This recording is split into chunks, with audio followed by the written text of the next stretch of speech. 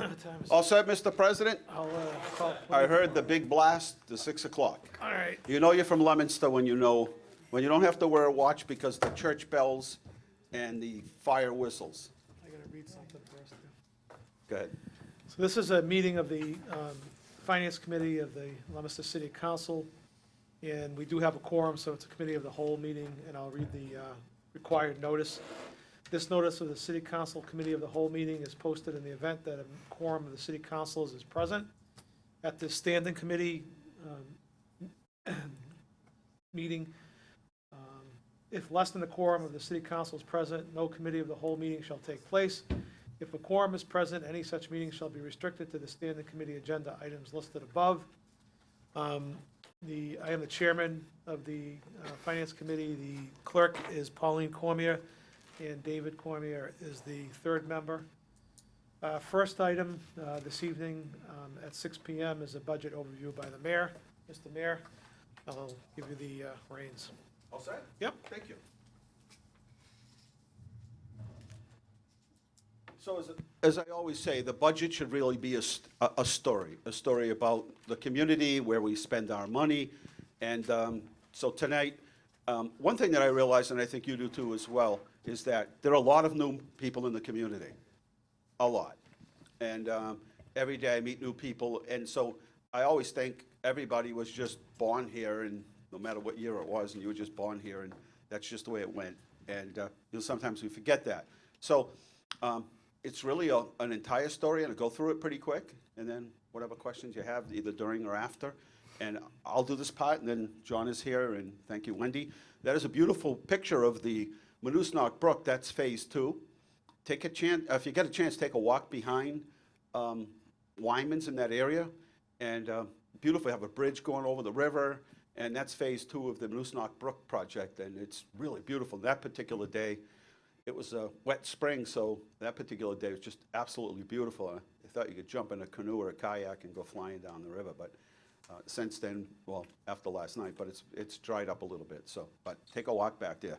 A lot of beautiful lighting, and the bridge is nice, and little storyboards that tell you about the community and Moosonee Brook.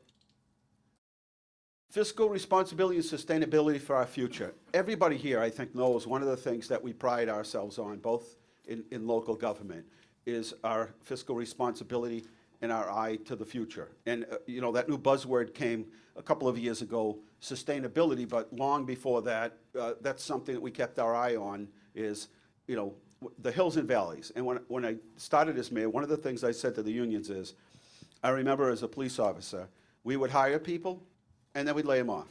And then we hire people, and we lay them off. And we just kept doing that all the time. Doesn't build goodwill, doesn't do anything good. You pay for people unemployed that are collecting at the time, going to the unemployment office. It wasn't good for morale. And so one of the things we said is, that can't keep happening. And so for 25 years, we haven't had that. And again, almost everything that I can think of offhand, we've looked towards, are we ready? Are we ready for the next recession, which we know we're going to have? I mean, there's no question. We don't know when, but we know it will come.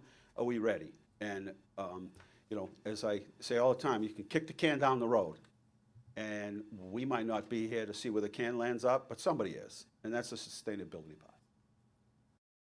Let's look back, 94 till now. Remember, the recession that hit in the 90s was really, it was dramatic to the city of Leominster, simply because it wasn't just about a bad economy. It was the fact that all those jobs that were mostly civilian jobs, and all of those people that were stationed at Devon's, this is really where either they lived off base or they came to spend their money on Thursday night when they got paid. And once that ended and the bad economy hit, as you remember, the mall that was proposed for Jungle Road packed up and left, right? Pyramid Mall. And they pulled their plans and left. And didn't even get a Christmas card after that.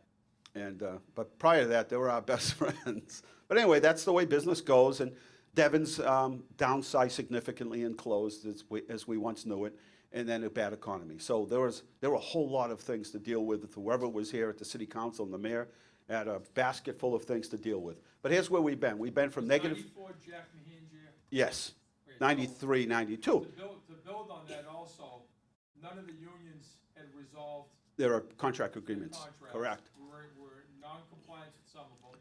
There was no money.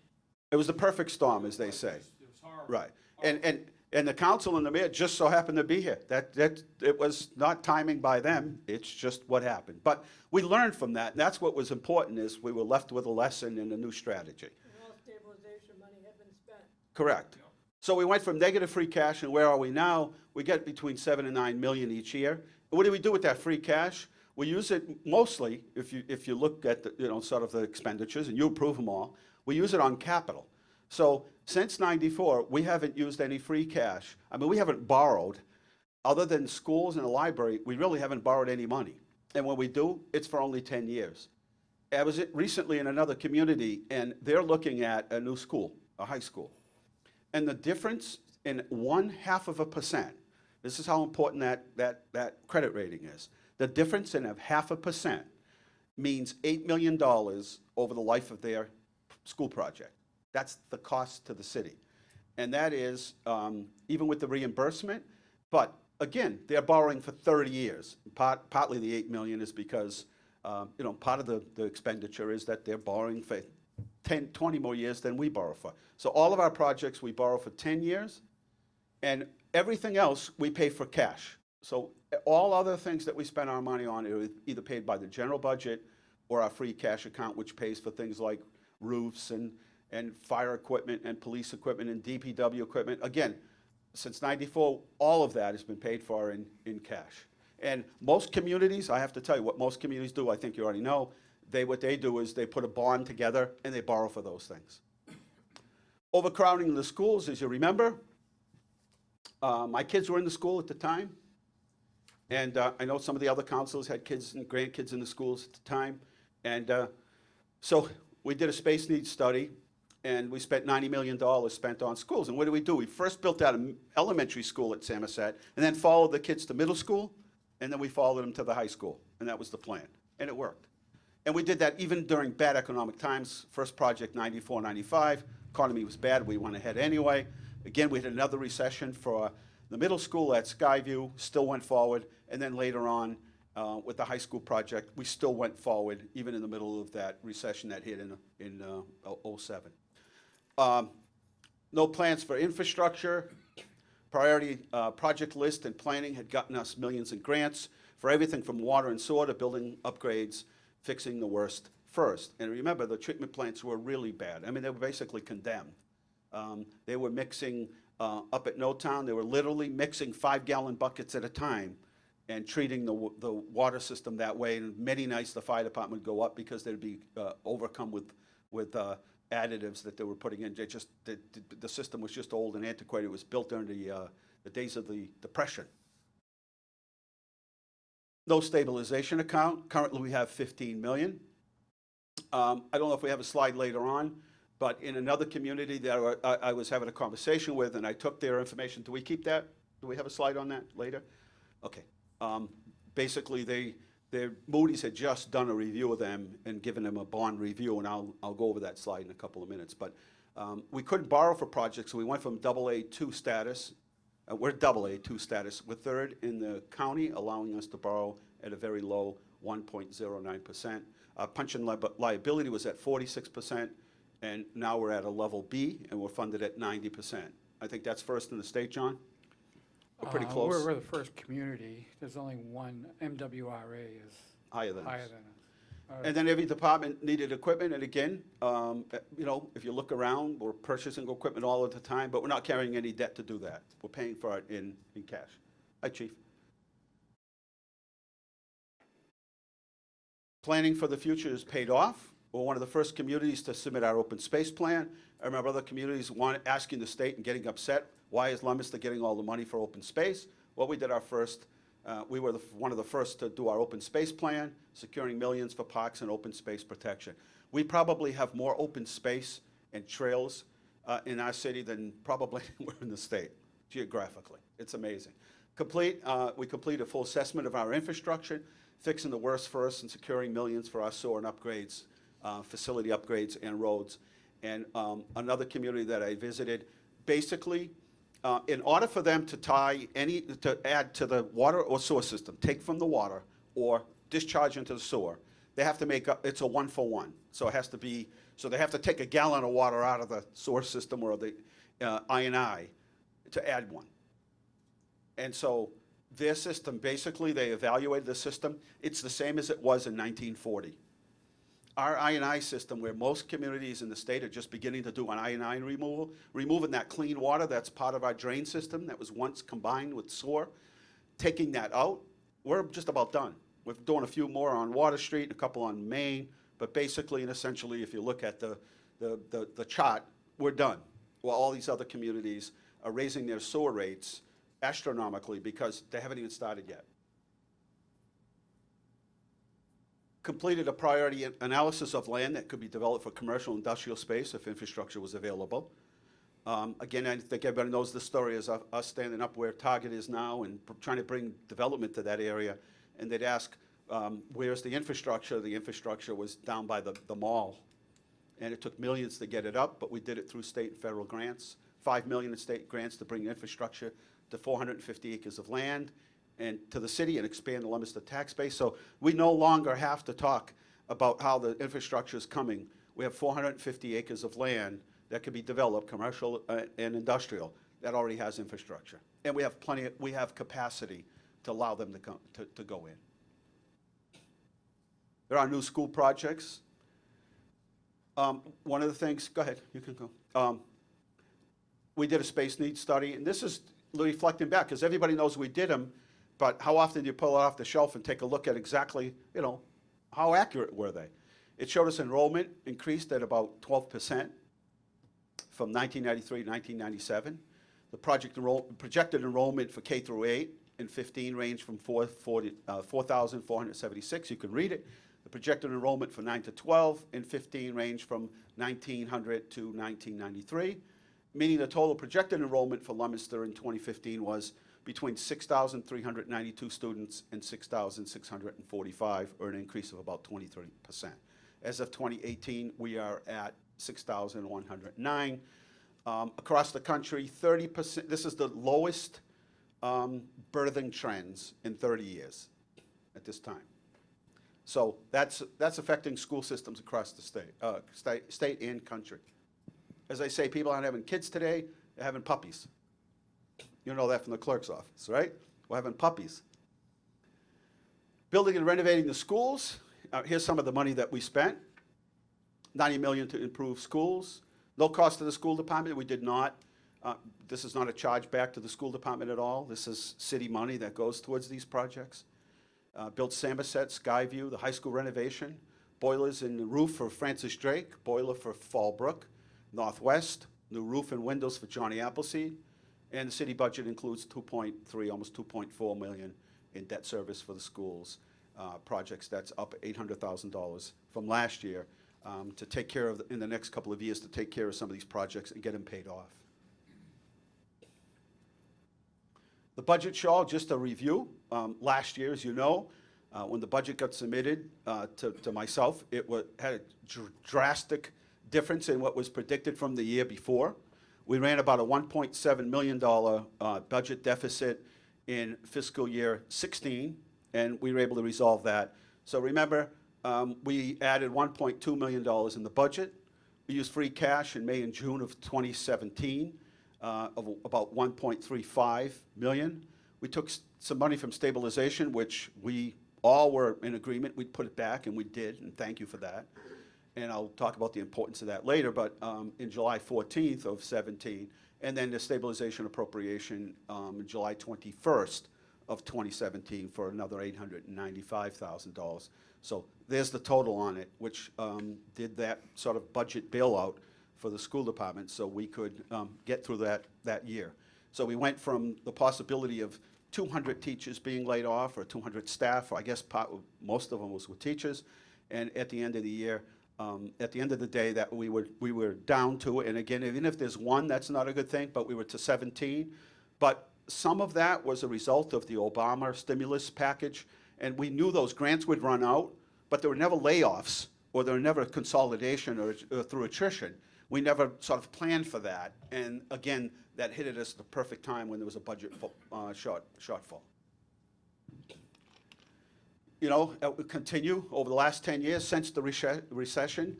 State aid is still down 13.7%. In 2008, I think, John, or 2009 is when we really got hit with aid. And I have to say, and I'm proud of this, again, in our strategy, we didn't have to lay anybody off. Cities and towns across the state, you can Google it, laid off in every single department. We didn't. The distance between required local aid and contribution for education state aid in the city continues to widen, and we have a little chart to show you here. There's the local aid, there's the up or down, and you can see in 2010, which was fiscal 2010, but 29, we got cut 30% in local aid. That was huge. In fact, if you remember, we were getting about $500,000 for transportation from the state. That was cut out completely. And that wasn't easy to absorb through the year, but again, we didn't lay off. We managed our way through it. But again, you can see it just continues to drop. And you got a little bit of an increase when things got a little better in 2012, 2013. But again, we're by no stretch of the imagination anywhere close to being back to where we were. It's a net loss of 13.7, almost 14% from 2009 till now. There's our state required spending, minimal state aid increase. There's our Chapter 70 aid, and there's our net school spending requirements, our local contribution to the left, Chapter 70. Basically what you have is from 13 till now, we're in the 19 budget, you have a 21.9% increase in local contribution versus the 3.3% increase by the state. And again, I think everybody's in agreement that the foundation budget is way out of line. This is a perfect example of that. And again, we did all of that with our local contributions while doing all the school projects and never having to sort of do any sort of charges to the school department for those school projects or buildings.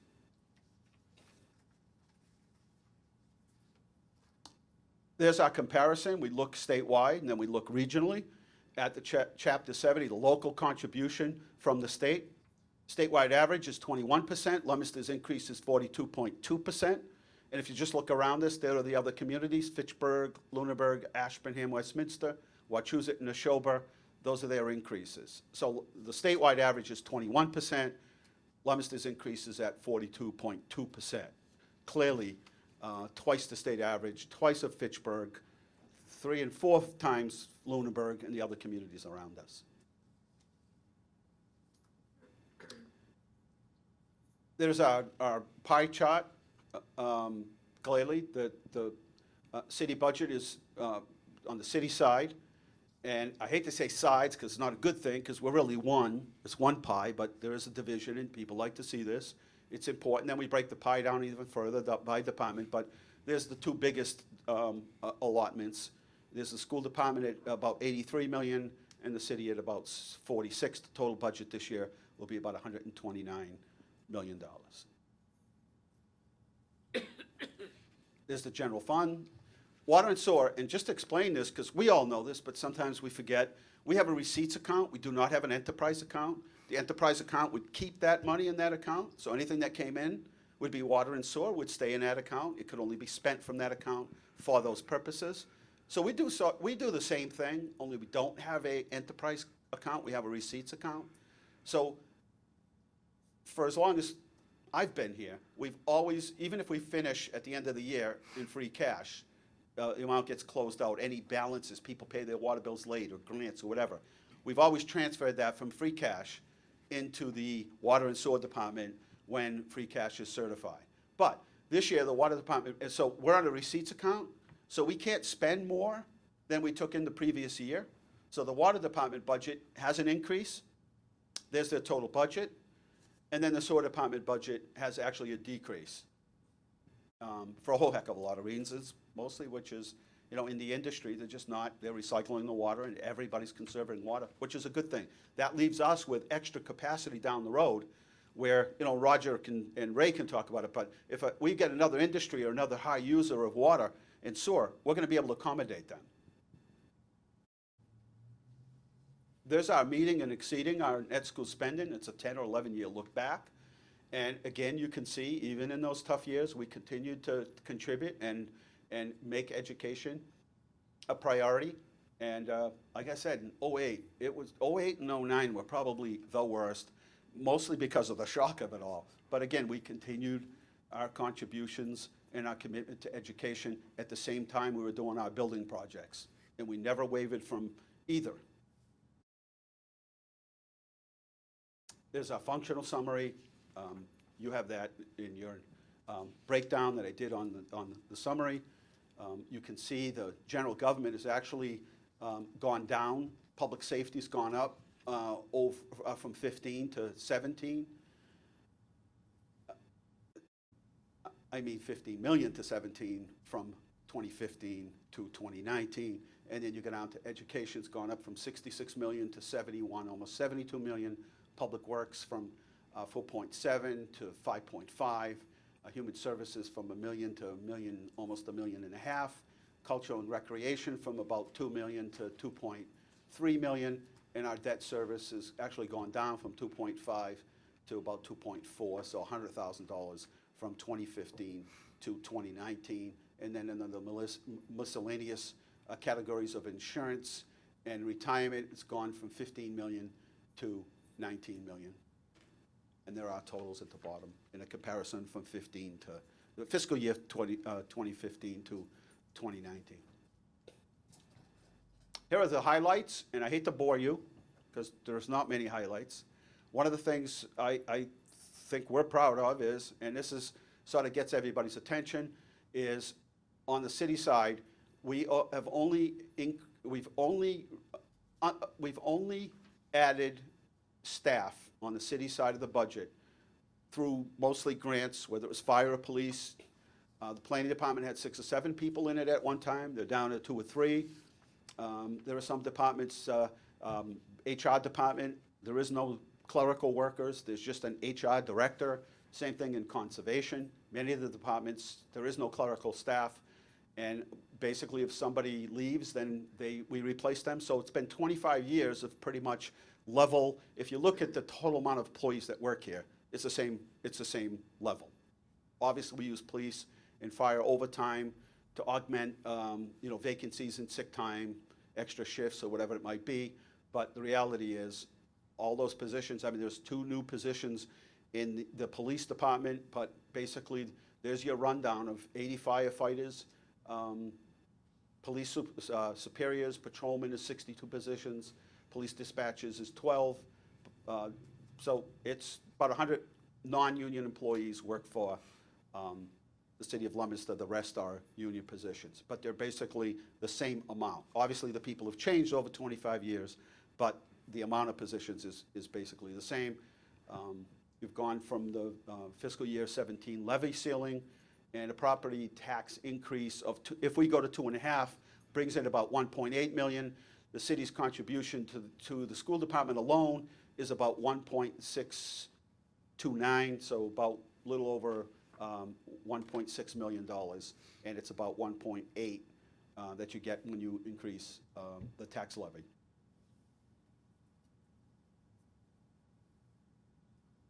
The budget reflects everybody knows there's steps and longevity increases that are automatic, that are sort of built into the contracts. Those fund those 2 areas. The new positions, again, at the police department, we added 2 patrol to 62. We had lost 2, so we picked 2 back up. In the economic development department, we've really had to come to a decision where it just wasn't worth it any longer to get that position funded by CDBG. The paperwork alone to justify that position, almost every other city is gotten away from it. So we're now back to getting that position fully funded by city funds and not CDBG. It just was not worth it in the end. It was just a pile of paperwork, not worth it. The budget funds a part-time energy conservation position previously funded by grant funds. Next slide, please. So the other area, and I think everybody knows it, doesn't require a lot of explanation, but at one point, we were, trash haulers were actually making a little money on recyclables, and that went the other way. and our contract just so happened to be up. And so we were on the other end of that spectrum and on the other end of that cycle, but we did still do very well. We had some increases in our solid waste disposal, highway labor, highway expenses, group insurance appropriations for active employees increased by $265,400. Group insurance appropriations for retired employees increased by $208,000. And we have probably one of the best insurance plans around, both for active employees and retired. The city signed a 5-year contract for rubbish and recycling. The market for reselling of recycling materials has dramatically changed, with China cutting back on purchases.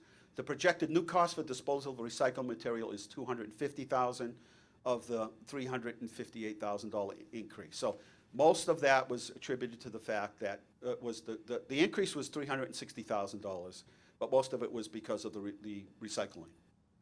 And I think built into there, John, is a little bit of a clause in there where if the recycling gets better and they start making money, then obviously our rates go down. So there is a little bit, there is some, it's less risk for the trash haulers, but we share the risk initially. But again, if they start making money on the recyclables, our rates go down. There's our operating budget expenses. There's our, and again, the state has not passed their final budget. It is expected that there'll be additional funds in there for education in Chapter 70. But there is the House and Senate Chapter 70. We do a little bit of a comparison from last year to this year. Charter school aid, there's the comparison, net education aid, our net school spending eligible direct appropriation to the school department is about 1.63. So about $1,640,000 will be additional to the school department.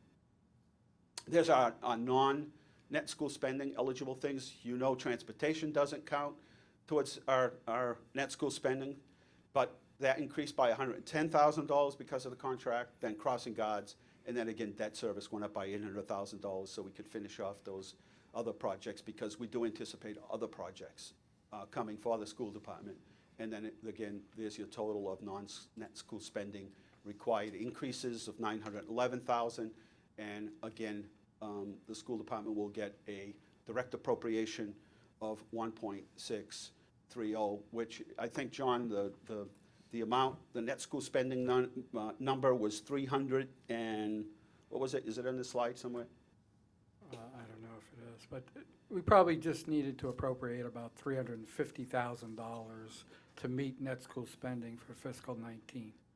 But the mayor appropriated 1.6, so we're going to be about 1.3 million over required net school spending. A couple of years ago, there was a lot of talk about the city not spending adequate funds. We barely meet net school spending. And then, so it takes a little while for the state to actually do all of their books and reconcile everything. So you don't really hear from them on a fiscal year 17. We just heard from them not long ago what our actual net school spending number was, and it was over 1.7 million. So, what's that, John? Over. Yeah. Over net school spending, yeah. So it was 1.7 over net school spending. So in the fiscal year 2018 budget, we probably won't hear from that till next But year it's- sometime. It's budgeted at 1.7, Right. or actually it's 2 million. For this For year budget- we're in. Budgeted, yeah. Yes. They So it'll be won't get two- the actuals. 2 million for a over long net time. school spending, but that could be higher. Yeah, because of the 1.3 million, we gave them extra. Right. So anyway, that sort of, takes a while to catch up with it.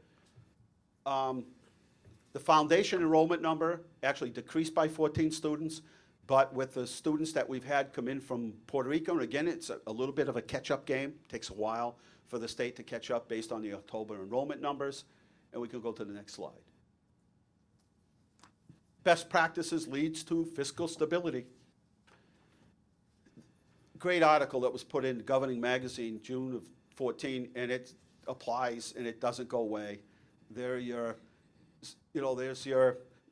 balancing the budget with one-time fixes, and ignoring the long-term consequences of any kind of a deal that you did, whether it's retirement or cut a deal for early retirement in some cases for communities, on and on, that, communities make bad decisions and contracts, they agree to contracts that they can't fulfill later on, a year, 2, 3 years later. Some communities sign 5-year contracts with labor.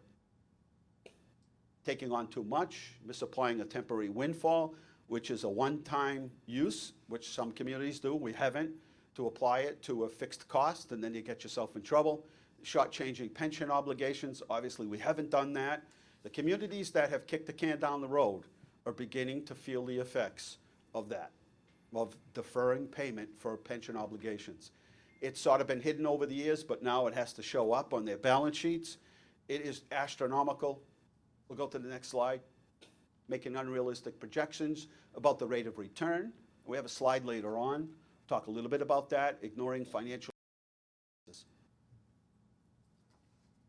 The general AA bond rating agency expectations. This was set in another community, correct? This is the one. So this came from another community. Doesn't matter what the name of the community is, but they just went for a bond review. And this is what Moody's said. They expect reserves to be no less than 18 to 20% for general fund expenditures. Pay no attention to the fact that the state keeps using these numbers like 5 and 4, probably because because they almost have no money in reserves anywhere at this particular point. So that's not a good comparison. But Moody's, the bond rating agency, says this is really what they're beginning to expect. Climate change, a whole lot of other reasons for it. But the fact that the economy does change so fast and recessions do kick in, they want you to have this for a balance. Structural balance, no reliance on one-shot revenue sources such as free cash. In this particular situation, they were running a structural balance of between $5 and $8 million since 2009. Since 2009, they were running a structural balance. They're still paying down on that structural balance. Very strong fiscal policies. I think everybody would agree we have very strong fiscal policies, using free cash for one-time appropriations, borrowing 10 years instead of 30 years, saving the taxpayers millions, an aggressive plan to fund OPEB liability. The importance of that stabilization account in the early 1990s when the recession hit. This is the thing that when I talk to other mayors or mayors that just got elected or selectmen or whoever they might be that asks for assistance and sort of mentoring, this is the slide that kicks in the most when they see this. In the early 90s when that recession hit, Leomister's tax collection rate was 90%. So let's assume your budget is $100 million and you only collected 90. Where's that $10 million? Eventually you may get it back, but where is it for that fiscal year or the year after?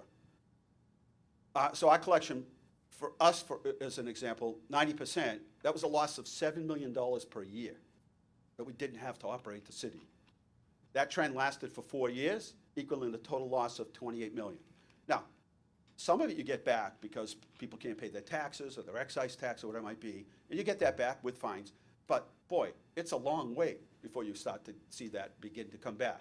So that's the thing, I think that's the slide that pounds home to communities when I show that to them, the importance of having a stabilization account when you're only collecting 90%. When they stop selling automobiles and this whole 3-year lease and 0% and 1% or whatever, and this whole thing slows down and everybody's got a new car or whatever, and you watch your excise tax receipts drop, this is where it shows up. $7 million a year.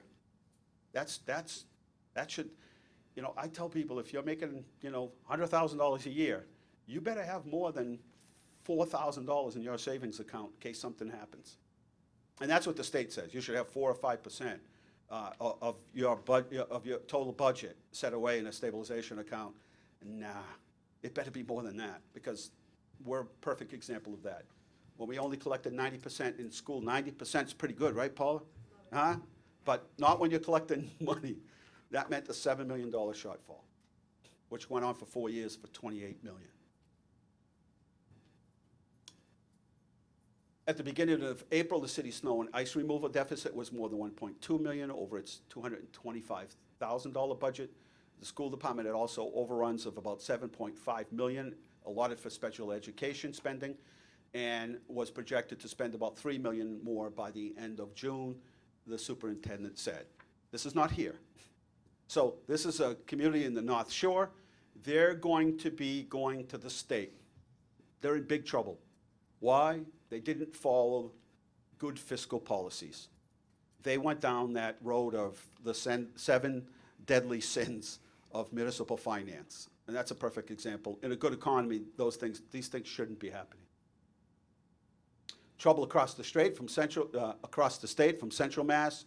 Voters at town meeting Monday will face a $1.5 million Proposition 2.5 override, which Finance Committee says is needed to keep the public library open beyond June 30th and prevent future cuts to schools and town services. That's not us, that's another community in Central Mass. Then again, if the override passes, it would add $453 annually to the property tax bill for a $296,000 assessed value single-family house. I can guarantee you people are not going to be happy in that particular situation, because that doesn't even count for reassessment. That's just if that override goes through. That means almost $500 annually to the average homeowner, and that's if your average house is worth $296,000. Again, following all of the bad practices and kicking the can down the road.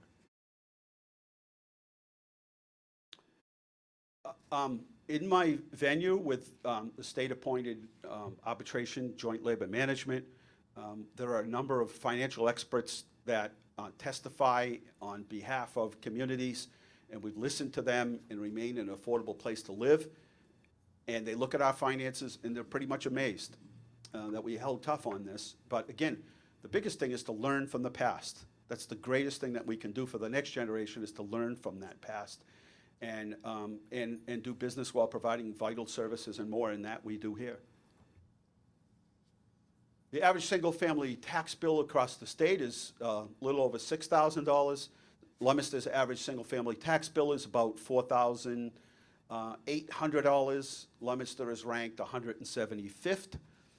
And yes, if you live in I'll say this again, if you live in a ranch, I don't know where the end is, but it's based on what people pay from the previous year, and I'm amazed at what people are willing to pay for a ranch, if you can find one.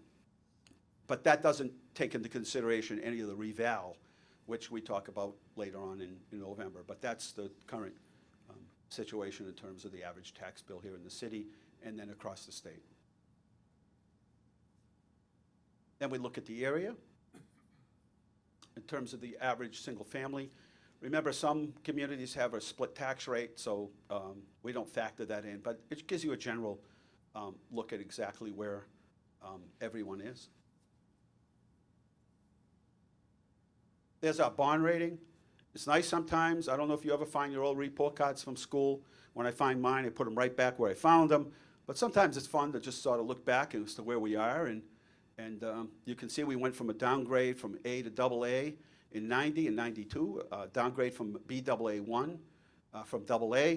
And then later on, we started that climb of the bond rating going up to the fact that we're number 3 in the county. And that was in 2012. So the bond rating's gone up. That's been good for us. And again, when the financial people look at this, they're thrilled. They're like, you're doing everything correct. Everything that you're doing is exactly the way you're supposed to. And we wish other communities would follow suit. And their job is to advise. People don't always listen to them.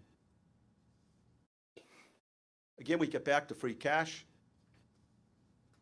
A revenue source that results from a calculation of the July 1st community remaining unrestricted funds from its previous year. So those could be anything from, we applied for a grant, but we didn't get reimbursed till later. The water and sewer accounts close out, those go back into it. But it is recommended that communities adopt a free cash policy that avoids supplementing current year departmental operations. As a non-reoccurring revenue source, free cash should be restricted to paying one-time expenditures, funding capital projects, or replenishing other reserves. And for the most part, in 25 years, that's the policy we've followed.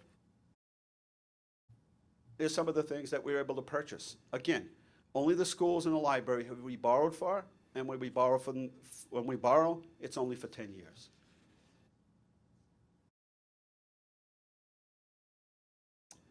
We continue to fund the grant administrator's position, leveraging millions in state and federal grants for programs and capital improvements. Continue to fund the small business coordinator and economic development coordinator to help maintain and grow our tax base. Move economic development positions from CDBG to the city, and launched our new C-Click Fix program and our open checkbook system, which people love. You can go to the website under our open checkbook system and see every single check that gets written here in the city for more efficiency and transparency. And we get a lot of good feedback from it as well. The pension system, Leomister is the state leader in long-term liability fiscal management. The city's 90% funded with full funding scheduled for fiscal year 21. I'd pay that off sooner if I could, but I don't play the lottery. Too much risk. Liability is substantially lower than other communities, saving taxpayers millions. What's been difficult, and I think even for members of the council, when you're trying to explain this whole pension thing to people, it's very difficult. It's not really easy to understand, because there is never a place where we can actually show, well, this is how much you're actually saving. But John, can you sort of pinpoint? I think it would, you do it best. I think we have a Okay. slide coming up Let's go to the next slide. right here. Why don't you go ahead and explain that, because Okay. I can't read that As far. you can see, luckily I have one right in front of me here. So as you can see, and this is as of 1/1/17.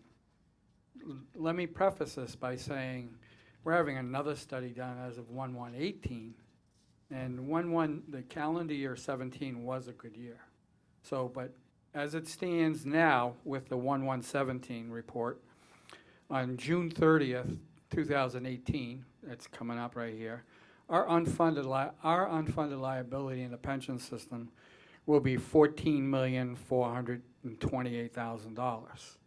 So I took a few communities, and you can take any community, unfortunately. I took 4 of them that are our size, other communities, and you can see their unfunded liabilities. So Fitchburg at 138 million, Salem at 128 million, Arlington 142 million, Methuen 123 million.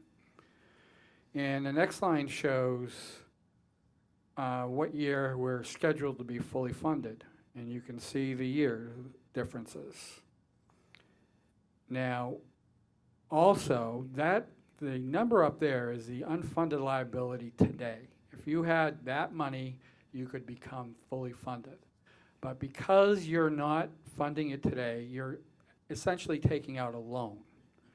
And your loan is at the rate of your discount rate.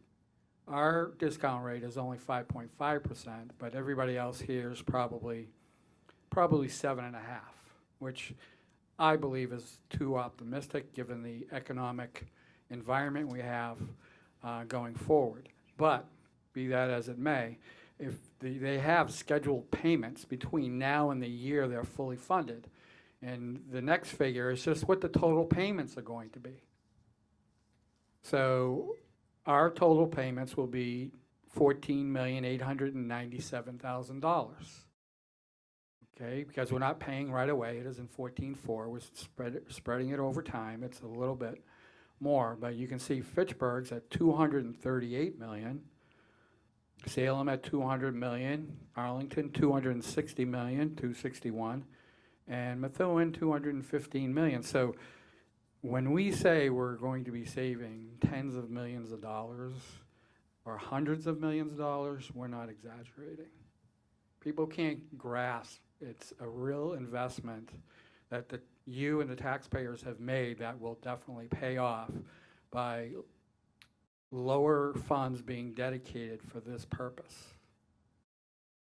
And you can see we're already enjoying the benefits. For instance, the fiscal year 19 increase, which we only increased our pension appropriation by 1.04%, or 93,600. Fitchburg next door is increasing it. I believe it's for 3 years 8.6, but most of the years it's 6%, so I put 6%. And they increased their pension appropriation only this year by $1 million. Salem, 678,000, and you can see the figures. So we're seeing the benefits already. And I think the fiscal 18, the 1/1/18 report may even be more positive. So, John? go ahead. Can I ask you a question? Yeah, What's the date? Is it 2038 for fully funding? 2040. That you have to have it. You can go to 2040. You can, if you accept the special act, you can go beyond 2028. But Right. again, every year that you don't, it's like taking out a loan. Okay, because you're not getting the investment earnings. So some communities have actually figured it out, and they figured that it's better to do a Prop 2.5 override to start to pay it down, because in the long run, it's gonna save you.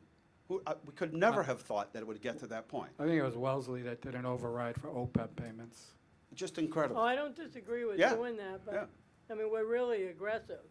And, you know, would it hurt that much to drop it back to? Yes, the- it would. It would? It doesn't make any sense. Well, I mean, just look at, we're at 93, we're making a payment of 93,000, everybody else is over $500,000. Everybody would like to be where we are. Oh, I'm not disagreeing with that. Yeah. And the only ones that don't want us to be there are union members. Usually, yeah.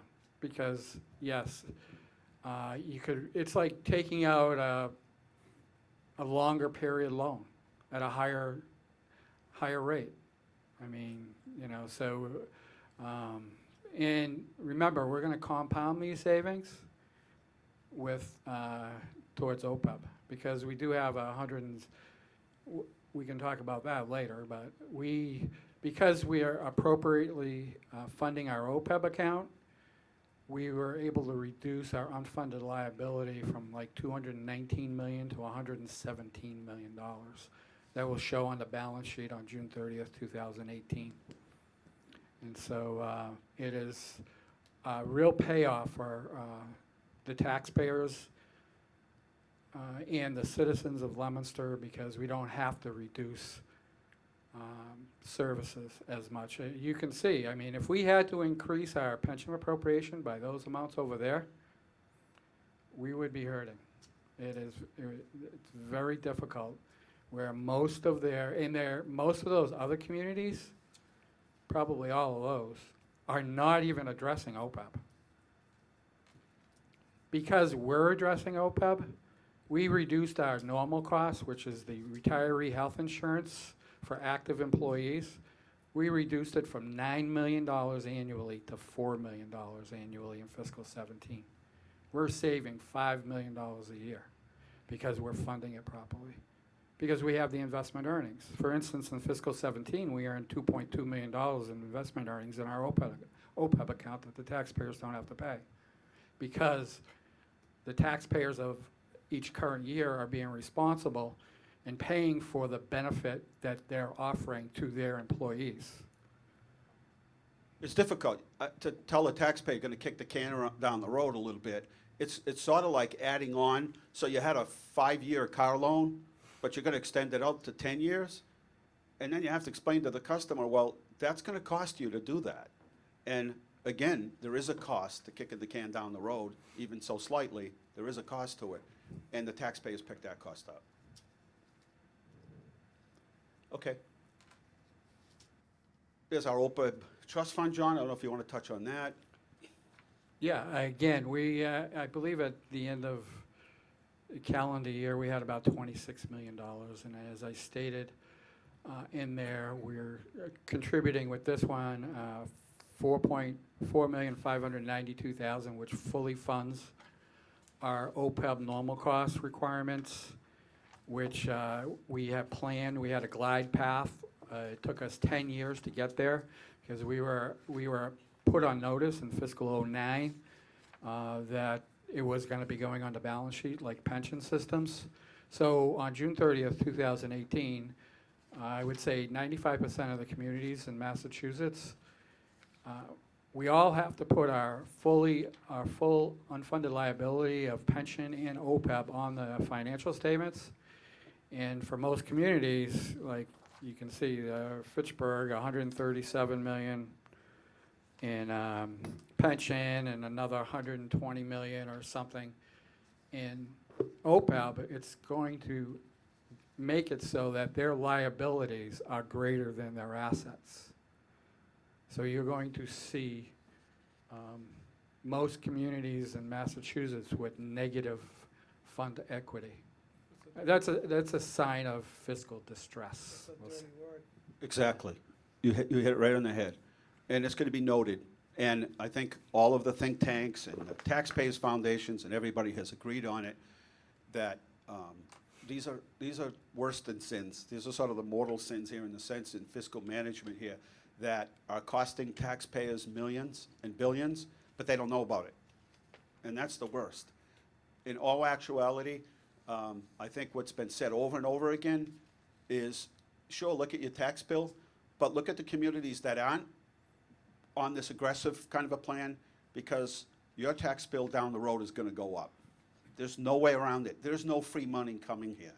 The debt is due, and it's due soon, and it's going to cost, and when it starts to cost, it's coming out of the general budget, and when it comes out of the general budget, that means cuts or overrides or whatever. There's no magic here. And Mr. None. Mayor, I like the quote that you have about the, one of the fiscal, During times of no, prosperity? look at the debt that they have, the pension payments that are in the pension system. When you're buying a house, Right. look at the debt that the city or town that you're going into has to pay in the next 20 years. Yeah, because that's going to be your big issue, what they have to pay, that they haven't told anybody yet, that eventually is going to catch up. Some of the local finance committees on the towns and stuff have picked up on this, but the bill's coming due, and it's enormous, and there's no free money. It's either going to become from overrides, or debt overrides, or it's going to come out of the general fund, and that's not going to happen to us. That when people use they love to use the word sustainability, but it's just a word, like smart growth and all those things. The reality is there's actual sustainability, and then there's the word sustainability, which sounds good. And then there's some of the grants that we received, and we're happy for that. 6.3 million in grants for infrastructure this past year alone. Hard to compare, and they're all the projects here in the city, and I think now it's construction season, and you can't get from one street to the other because they're working on it. But those are just some of the projects in our town, and I'm sure you do as well as I, especially this time of year. You're out at events and graduations and functions, and people are thrilled. They love these projects. They love the city. A lot of new people have moved in. They find it very affordable, and they love the amenities that are here, the school system. And, well, there's 6.3 million in grant and infrastructure just this past year alone. Thank you to all city employees, school employees, everyone. This is a special place, and it's amazing. There's nothing that we can't ask of our employees that can't be accomplished. And oftentimes, we're just like, well, we don't really have so many people. But somehow or another, from that comes innovation. And that's something that most communities really can't compare themselves to. So there we are. I know we took a little longer, but I thought it was important to sort of start a little further back, but to make sense of the whole picture. And we'd love to answer your questions. Thank you, Mr. Mayor. I guess I'll go to the members of the Finance Committee first. Are there any questions for the mayor or the comptroller? Councilor Cormier, David Cormier? Yeah, I do have one. We're talking about the new growth, 1.150 million. Yes, yep. Where's that coming from? Like what did you use to project that? I mean, I know the development downtown, the hospital's coming on, right, this time? Yeah, I'm during the not, fi- we're hoping, between all our local sources, that we're projecting $1,150,000. We've had about $1.2 million the past couple of years. So that's just, Projection. It's I a know. projection. right, I know it's a projection, but that's just kind of like what the average has been over the or what the trend Yeah. has been Yep, over the past so it could be more or less. yep. We're hoping more. Yeah. Yeah. well, But we don't get, I mean, there's a lot there's of- no it growth in, seems- like relying in the hospital aren't growth for us. Oh, But because, Yeah, the because nonprofit. we have- Even if they were private, but they still have their own Yeah, profit. Right. where that helped us is they had to take out a building permit. Right. So that will help with free cash Yeah. for 1 year. I'm good for the moment. Any members of the council have a question for the mayor or the comptroller? Councilor Marchand? Thank you. Mayor, how did, collectively between yourself, the school department, the police department, how did you address some of the needs with school safety? Oh, that's never ending. That's a part of life today, and, you know, with the school resource officers, but chiefs, where was Chief go? I mean, they've all done a great job, police, fire, you know, it's a community, it's 6,000 people inside our buildings every day of the week, and there's a lot of people, and, you know, we talked collectively between myself and the chief, and decided more, so we have school resource officers, but we, each individual sector now. So it's just like anything else. You don't walk the beat on Third Street, you don't walk the beat in the station. But one of the things that we have to do, I think, better is there are a lot of agencies that are in this area, incredible amount of agencies. I think we got to reach out more to them, and they deal with more of the social sort of issues, mental illness, some of these sorts of issues that are really creeped up on us and made national news. I think we've got to deal with those, and we have a lot of help. I think we just got to reach out for some of that help. But in terms of training, you can talk about that when the chief will be up shortly, but we have invested incredible amounts of time and resources to our schools for safety, whether it's police, fire, whatever agency it might be. Okay, great, thank you. Yeah. Any other member of the council? Councilor Feckley? Mayor, I have a question for you. Yes. I think it was last year, and I think you even might have spoke about it the year before at your budget presentation. You said, and I remember the words exactly, that Devon's was killing us. What's been done over the past year as far as strategy to try to, you know, entice businesses to come here as opposed to Devon's? We have, first of all, we don't own most of the land. So we can only bring it, we get inquiries every day. And Melissa and Nikki are unbelievable. They're right on the phone. Followed up with an email, phone call, and immediate contact to me saying, hey, this company's interested in coming to the city. So we have this really good closed loop system here and follow up. But we don't own the land. So when people come in and we bring them to these locations, we don't own the land, so we can't negotiate that. We can talk about tax and commit financing and the things in the city. What we do is we really emphasize the whole customer service part. Our customer service doesn't just start and end with, come on to town, we'll do all kinds of things, we'll, you know, and we'll give you a TIF. Ours is, it never ends. And businesses in town know they can call us, not just 7 days a week, but 24/7.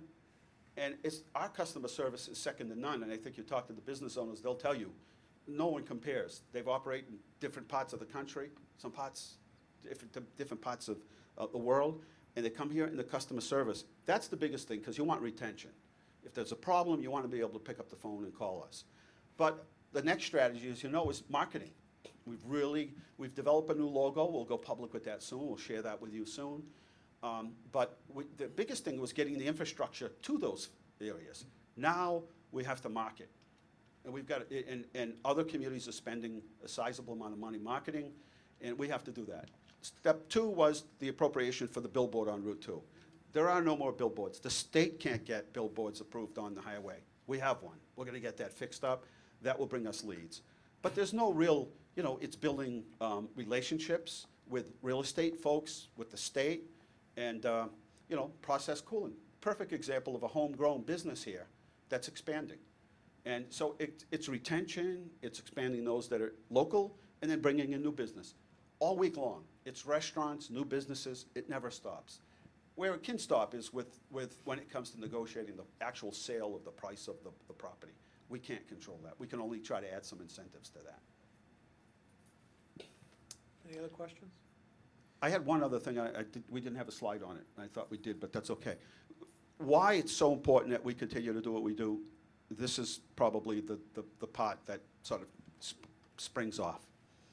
If we continue to carry on with the fiscal policies that we've had, we're going to build new fields behind the high school, and we're going to build a new police station. So we can do that if we continue to follow the same fiscal policies that we've been doing. And we could do that without having to raise people's taxes, so we do it within the existing budget. And I think most people would be happy about that. We can do it within 10 That's years. exactly the question I was gonna ask. But you got, right, and I knew, when I saw you, I said, I know I was gonna ask the question, I forgot to put a slide up. But if we do those things, and we continue to the fiscal management in the way that we have, we can do the fields, and we can do the police station. And again, the bids haven't come in yet, so what I'm saying is, in concept and in theory, we can continue to borrow for 10 years, pay these things off, and do it without having to go for a debt exclusion. So where are we with that right now, just in a very general way? I know Debt? we made the last payment on the library loan, right? Right, yeah. So That's- we're that's using 10 the that's 10 $800,000. That's $10 million of structural debt built into the Yeah, budget. well, it was 800, where it was this year is $800,000. 765,000 in principal and 35,000 in cash at that those point. that So, original borrowing was 10, right? yeah, but 130,000 of the principal was paid by free cash. Okay. Okay, so it's been a steady 765, because Which is built into we the do a tax rate. level principal Correct. payment, where most communities do it like mortgages, where you know, your principal payments are smaller at the beginning, and then they Right. get bigger as time goes on. We do, as the mayor said, two things that nobody else does. We do level principal payments, and we do it for 10 years. Now, to do the police station over 10 years would be difficult. Yeah. On Because there's that. no reimbursement or Yeah, grant. do you know what I mean? But so we have that, and we also have 1.3 million in existing school that gets done in fiscal '22. So our plan with the 800,000, first of all, we just went out temporary for our 1,560,000 for the Johnny Appleseed Northwest Energy Improvement Projects. We're going to take 2 years to pay that down. We're paying it off. And then in the interim, if we do the school athletic complex, we're going to temporary borrow.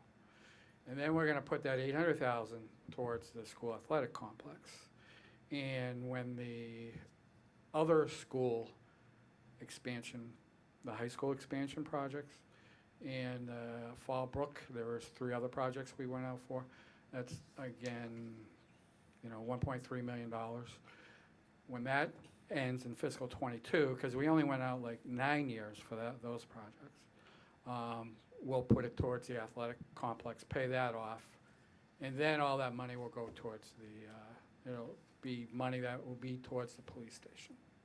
So the game plan, so to speak, is Right. to pay. Yep. The library's gone. Library's gone, and The there was a school- southeast plan for 65,000 that went to something. Right, so all of that, sort of, Goes towards, all of that's already structured into the tax rate is going Right. to take Yeah. care of the Yes. athletic fields. correct. And once the athletic fields will be retired, I'm suspecting that's not gonna take 10 years to pay then. No. Well, Plus- hopefully, it'll be like 2 or 3 years after You- that, you- if we have the whole, 2.2 million going. We went out, you authorized 5 million, so Right. if we went out for the whole 5 million, Right. But you don't want to permanently borrow for those school projects, those small school projects. You want to pay those off. That and a debt per ratio and everything. So at the end of the day, you pay those off, you take that money, that goes towards the fields, and then later, as we progress into the police project. So even- We're not reducing our debt service, the amount that's dedicated towards debt service, we're not gonna decrease that. And that's how we don't do that. Right. And we're actually gonna try to increase it over time. So that aggressive payment of the debt will retire those field. Yeah, they'll be gone, and, And by the time you permanently borrow for the police station, that should be, Yes. well, we'll see. We're gonna try to grow the amount that goes towards debt service between now and probably 4 or 5 years, when it has to be permanently borrowed. So where the police station is today is getting P&Ss, purchase and sales agreements. Those are done. Getting some basic environmental easements to get on to do sort of testing, and then we'll do short-term borrowing to actually acquire the properties. Greg is already on his radar is the demolition, so working on that. So it's moving pretty quickly. There's a lot of steps in the process. how are we funding the due diligence expenses for the police station then? Right now, it's just been Copeland and Page and Greg and Bill have been absolutely tremendous and working together. So we're working ahead of things. We're not waiting for the Yeah. P&Ss, then start the next thing. Bill's handling that. If he Right. needs $10,000 to do an environmental assessment, Correct. we'll have to come down and get it, you know. Right, and so, but we're working ahead, so we're not waiting for the environmental testing to get done. We're gonna be going out to bid for an architect to actually design it. So we're not waiting for one thing to be done, and then we start the process. And the same thing at the high school fields, and I talked to Anthony Cleaves today, he's moving right along. Had to stop for a few things, but, drainage is a big issue up there. As you know, we went and talked to the neighbors, try to incorporate those ideas into it. So it's moving right along, and then we'll have a set of plans, hopefully very soon for the fields, we'll be able to bid that out. And we just keep going forward. But take a step back and think about our capital needs. Even with, we talk about a early childhood center. And if you talk about the capital needs of the water or sewer system, if you talk about the capital needs, and again, we'll have to make some capital improvements to the fire department. But once the police station is done, think about what our capital needs really are after that. It's basically maintenance. What city can say that? What city can say that if you had to borrow everything you really needed, you'd borrow $50 million for the next 20 years? And that would take care of everything. Nobody could say that. And then again, on next year's goal, a couple of things is these streets that are not accepted, coming up with a plan to sort of do that. I would love to accelerate, our ability to pave more streets, which would accelerate that process. But these unaccepted streets have been going on long before any of us have got here, were approved and passed. But we really got to come up with plans. We're holding the roads together. We still pick up the trash, but we really have to come up with a plan. But I'm just saying, all in all, you could borrow $50 million, and it's all your capital needs. I'm not going to be here, right? But some of you younger people might be, a whole nother generation. We're not leaving them with incredible amounts of debt. We're leaving with an infrastructure that's completely modernized, water sewer plants, reservoirs, dams, school buildings, everything in good shape. Who can say that? What community can say that? But we've got to stay to the course. And again, we can do the police station. We're hoping we can get there. And, the plan is and the goal is to do the fields and the police station without having to do a debt exclusion, which means another impact to the Thank you, taxpayers. Mr. Mayor. Does that generate any other questions from the council? Anybody else have a question? I'll open it up to the public then. Is there any member of the public that has a question relative to the mayor's overview? Is there any member of the public that has a question regarding the mayor's overview? And I'll ask one more time. Is there any member of the public that has a question regarding the mayor's overview? And council's all set? Thank you, Mr. Mayor. Thank you. Thank you for listening. I Thank know we you. went Good way over, job. but I hope it was helpful.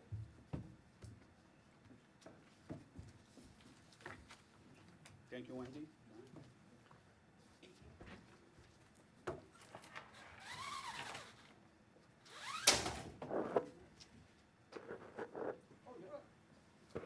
I thought you just came to hear my presentation. Of course I did. And more, And the what? and more. Oh. Thank you.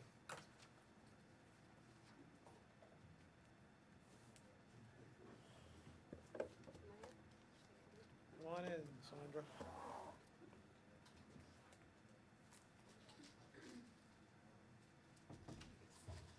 You do.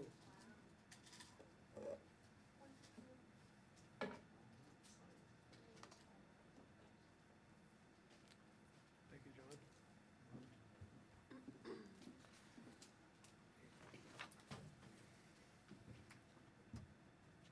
I'm just gonna wait for the equipment's out of the way.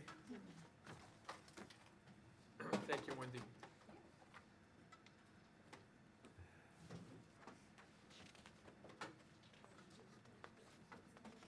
Yeah, I just went and told them, someone me too. They can't, people at home can't hear. Why? They couldn't hear the meeting, they could see it, they couldn't hear it. Oh, I don't know, I jeez. just went and told the kids. Okay. Someone messaged me and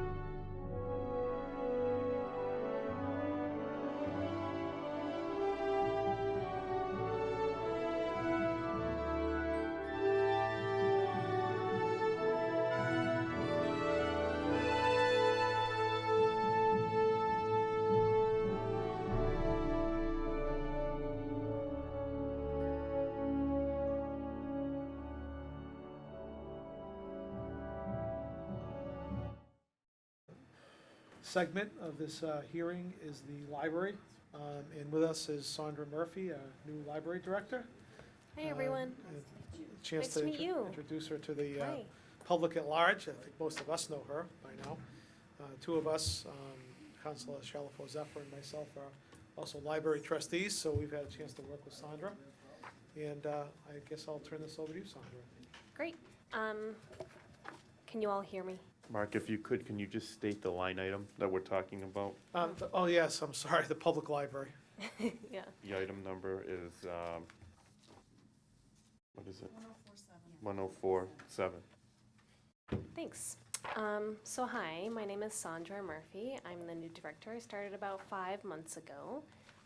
So this year, you'll see that our budget really hasn't changed all that much.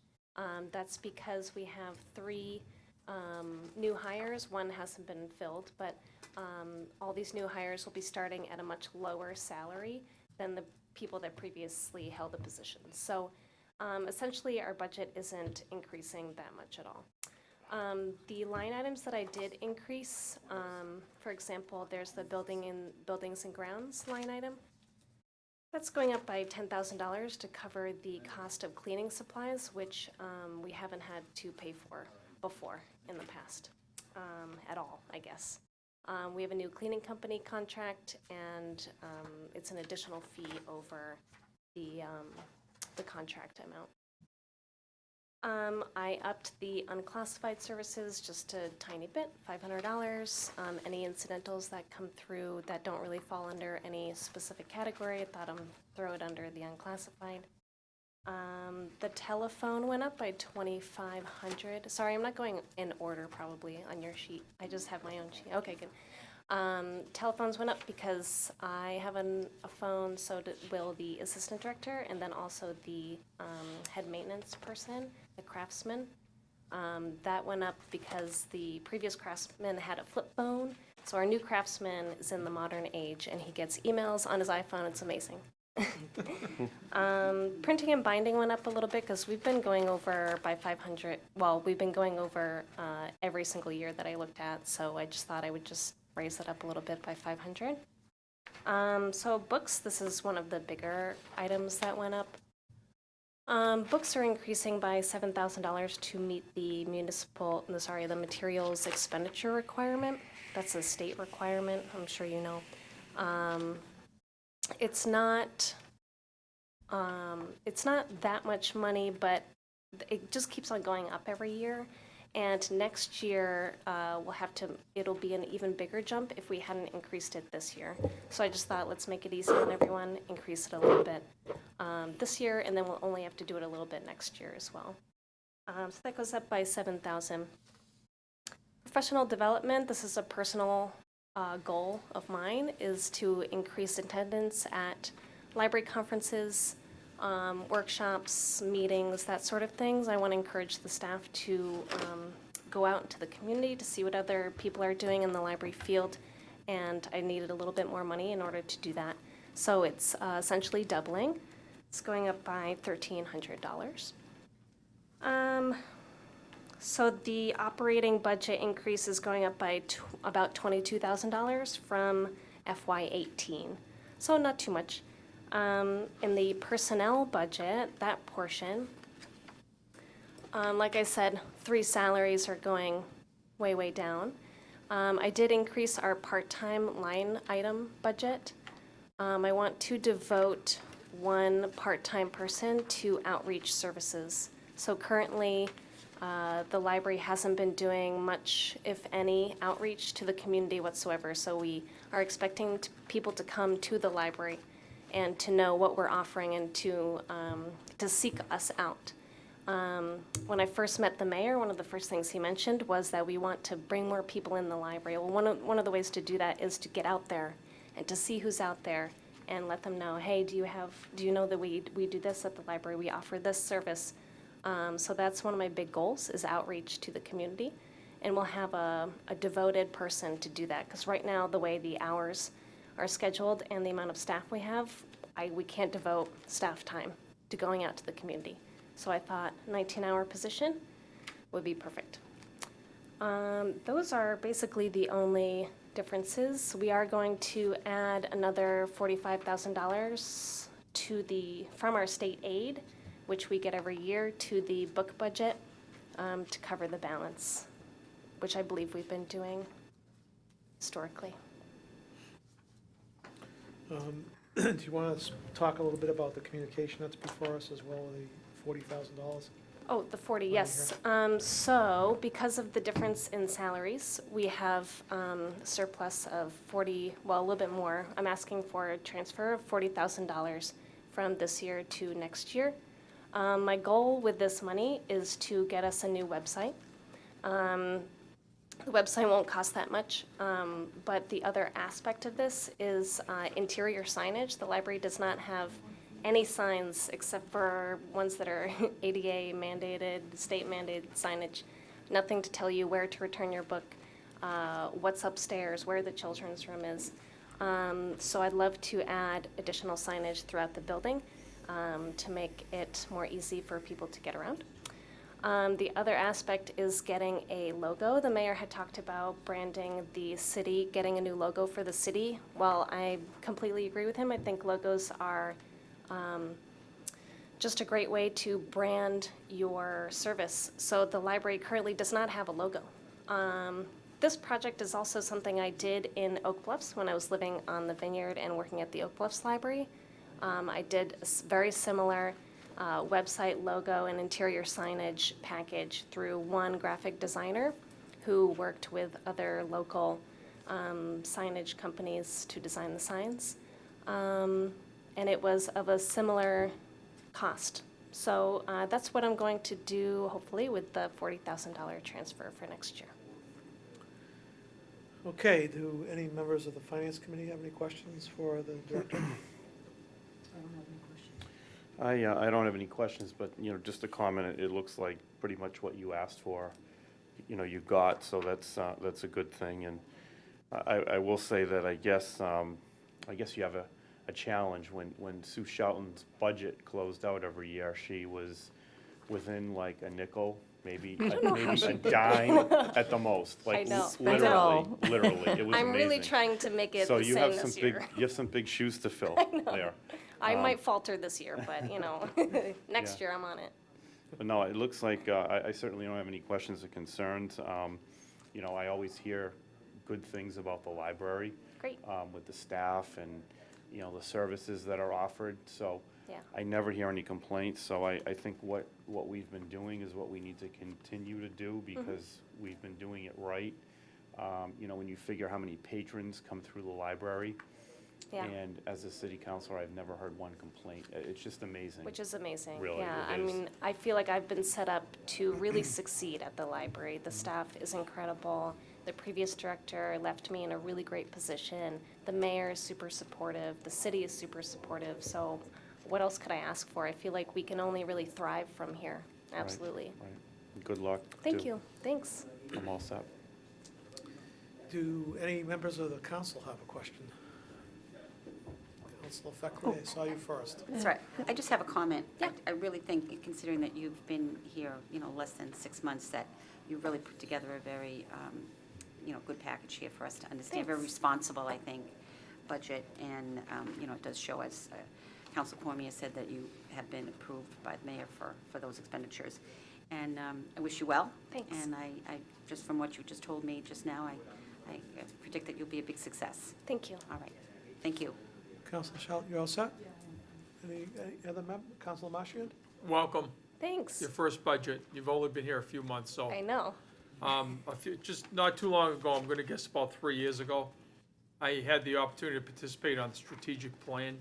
Great. And one of the things that was actually brought out by the congressman's aide was the difficulty that people of ESL or bilingual Yes. had when it came down to signage, Right.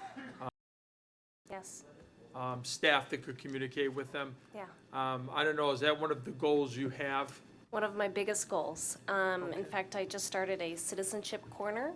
So it's a bookshelf devoted to materials that people can come and check out and take home if they want to become a citizen or if they're trying to become a citizen. So flashcards, citizenship kit, all kinds of books.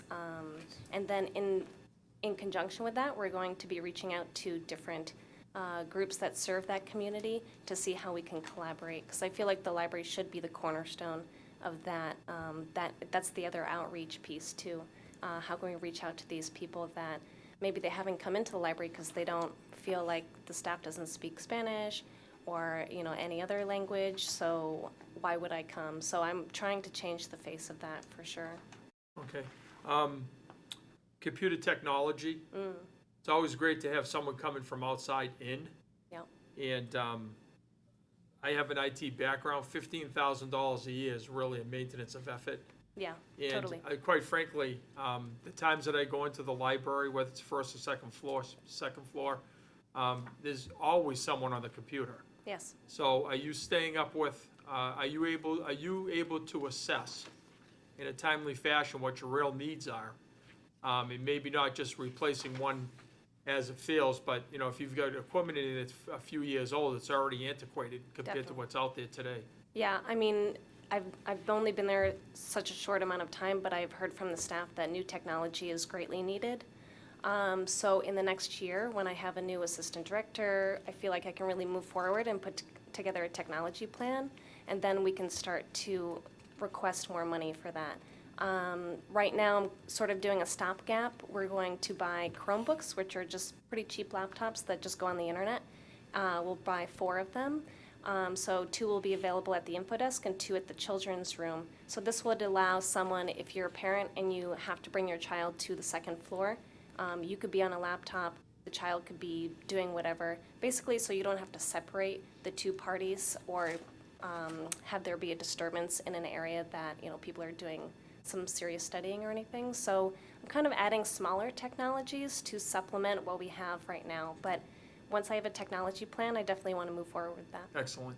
And then the last question, how are we servicing children, young adults, and adults with disabilities? It's interesting, actually. I just went to the Disabilities Commission tonight, and I hope to get on that commission. This is a fascinating topic that we've been talking about.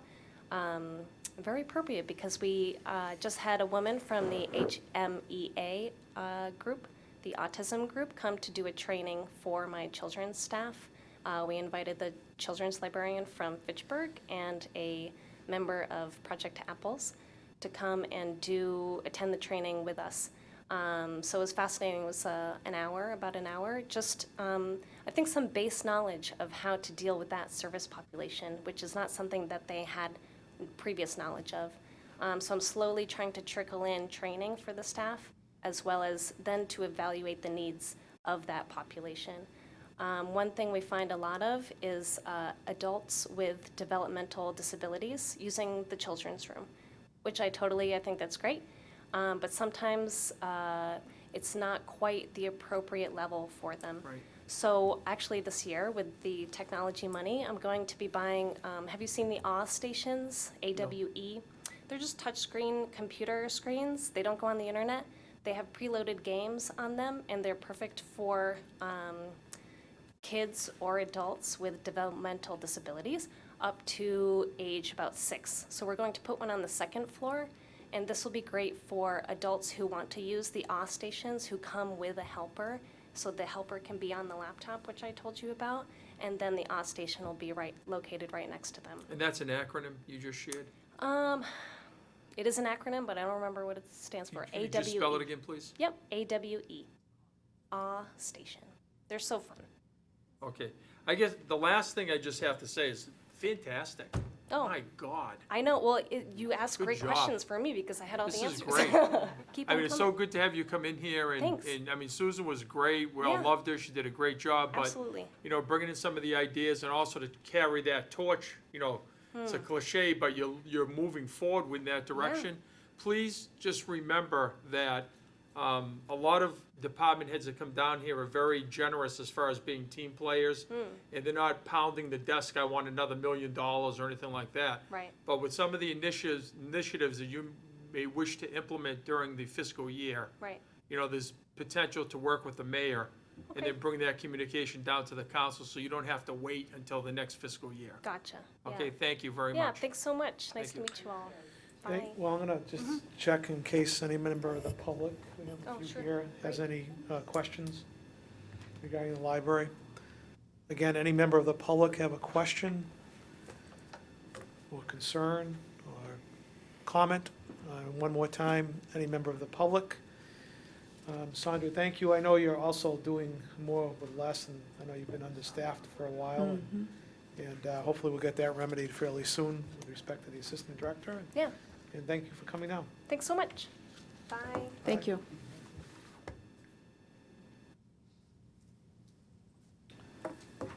Okay, I guess we must be past 6:45, right? So I will invite the interim chief in.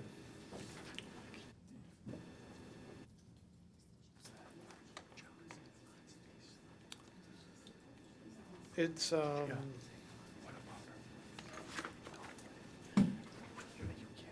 420, item, I think it starts at line, yeah. Okay, Hi. police department's up next. Chief Goldman. Well, like last 2 years, I don't have a presentation, so hit me with your questions. We went from 60 to 62, through the mayor and the comptroller, 62 patrolmen. But in actuality, I think you'll see the salary line item went down. That's for various reasons. And otherwise, my budget's pretty much level funded. Well, can we get a line item? Yeah, it's So, 4, 426. 6.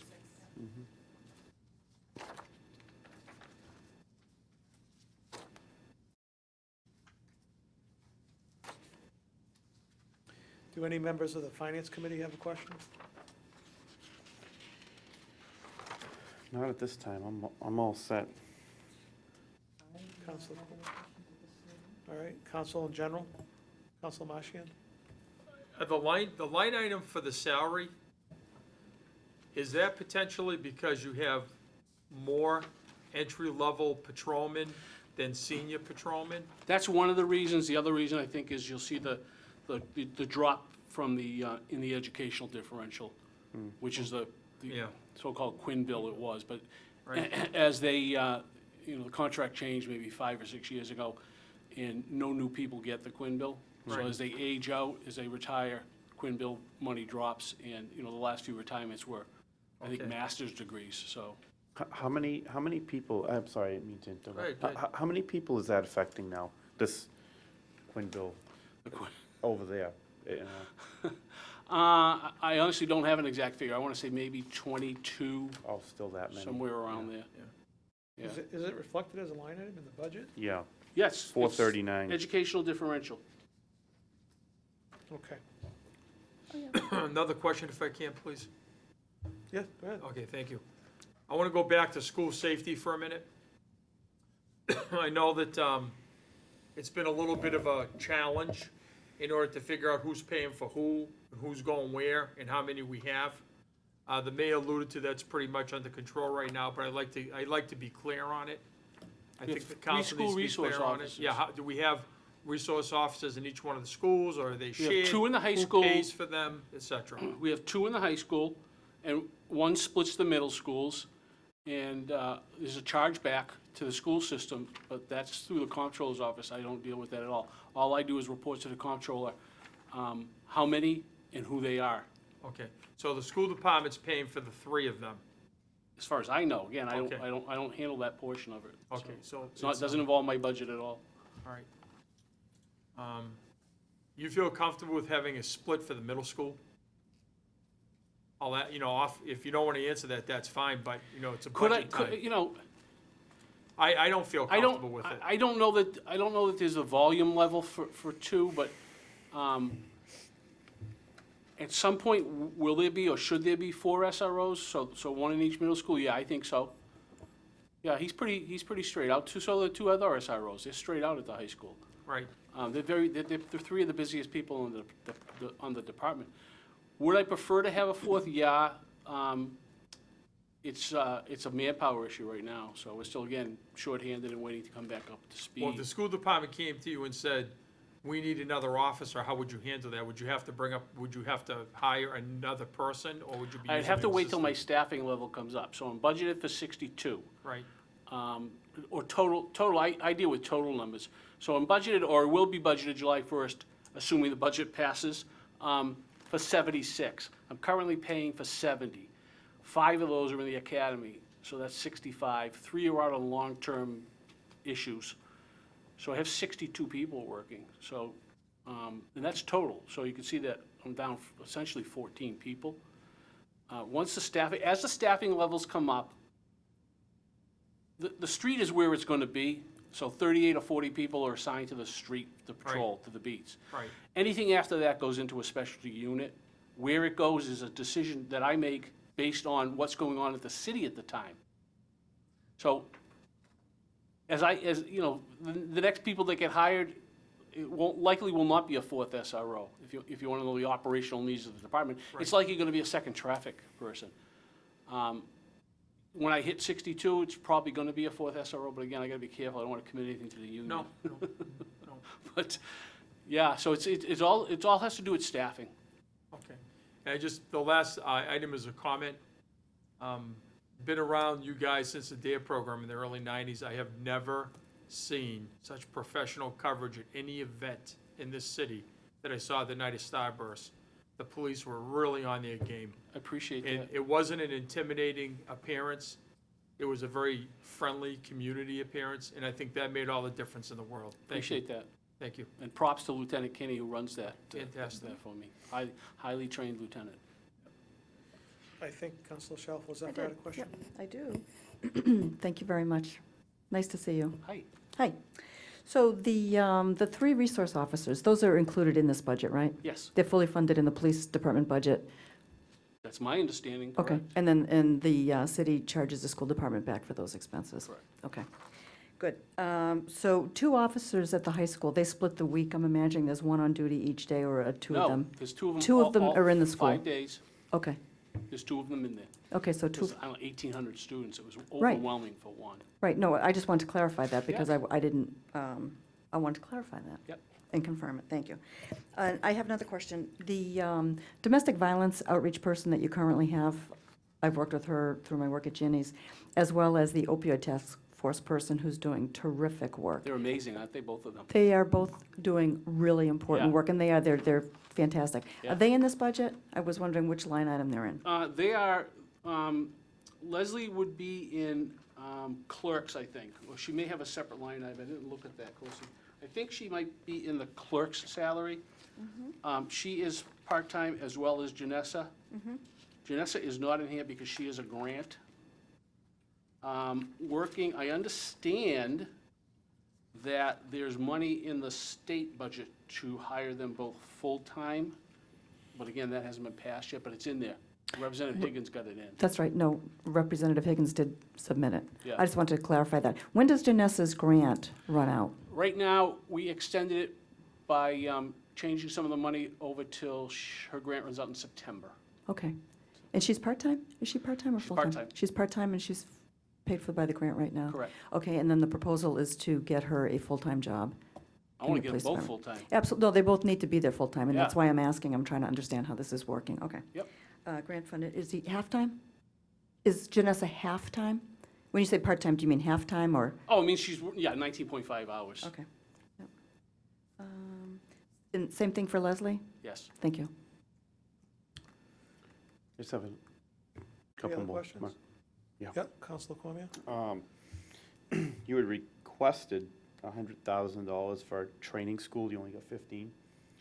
What kind of training did you have in mind? We do constant training. Everything from crime scene training, I send patrolmen now to crime scene training, to almost the same level of training as detectives. Tremendous amount of school safety training. Going to attempt, at some point, to train the entire department in alert training. And then it becomes job-specific training. So I send the SROs to almost everything they want to go to. And then if the detectives want advanced classes, I send the detectives, the drug unit. There's certain traffic schools. I also send every sergeant, I try and send every sergeant to a command school, generally through the MPI, either a 2-day or a 5-day, depending on what comes up and who's available. You want better police officers and a better police force, you gotta train them. And I know I far exceeded that line item this year. So, are you gonna be able to accomplish your goals with 15,000 that you're getting? I'll train them. Okay, I'll train them. all right. I did it this year. Also, the fleet, I see that you requested 350,000, and there's nothing in the budget, which is not alarming What's that? for cruisers to replace. Yeah, that'll equipment. probably be, that'll But be it's a not- stabilization appropriation or Right, something like that. that's I'm why- pretty sure the mayor told me I'm getting cruisers. They Yeah. have aged, they're aging out very quickly now. Yeah, it's not alarming that it's not in here, because usually he takes that probably like a year from right now, he'll be taking, or sending an appropriation out of. Oh, well, Free hopefully you're cash gonna or see it sooner than that, because Sooner? we're at the Okay. 2-year limit, the 2-year mark, I think. So what are we looking at? How many cruises do you need to replace roughly? I'll need to replace the fleet, 7. 7? 7 plus an Okay. unmarked. Wow. Yeah, they Okay. put a tremendous amount of mileage on it. Right, right, And they're aging out quick.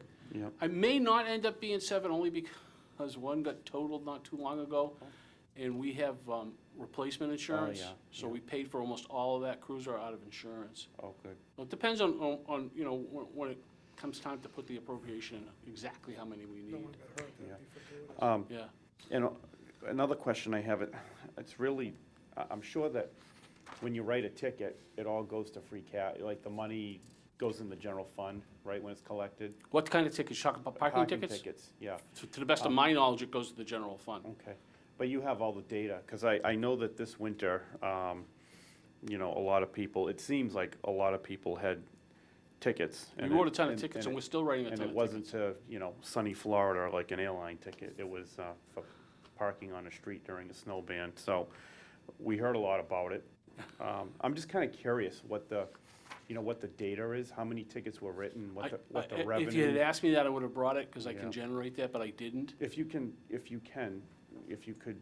just get that to the. You want parking tickets broken down by category? Yeah, that'd be great, you know, because I know that there's different classifications, like $10 for a meter, $25 if you're not within a foot of the curb, and 6 Just- inches. 200 for handicapped For parking handicap, right. violations, yeah. So we're currently, just so you know, you've probably heard it, we're running specialized parking ticket patrols with what's called supplemental overtime. So they're writing a ton of tickets. That's focusing on sidewalk and right wheel not at curb and handicap. And that's every single day, we're doing that until the money's gone.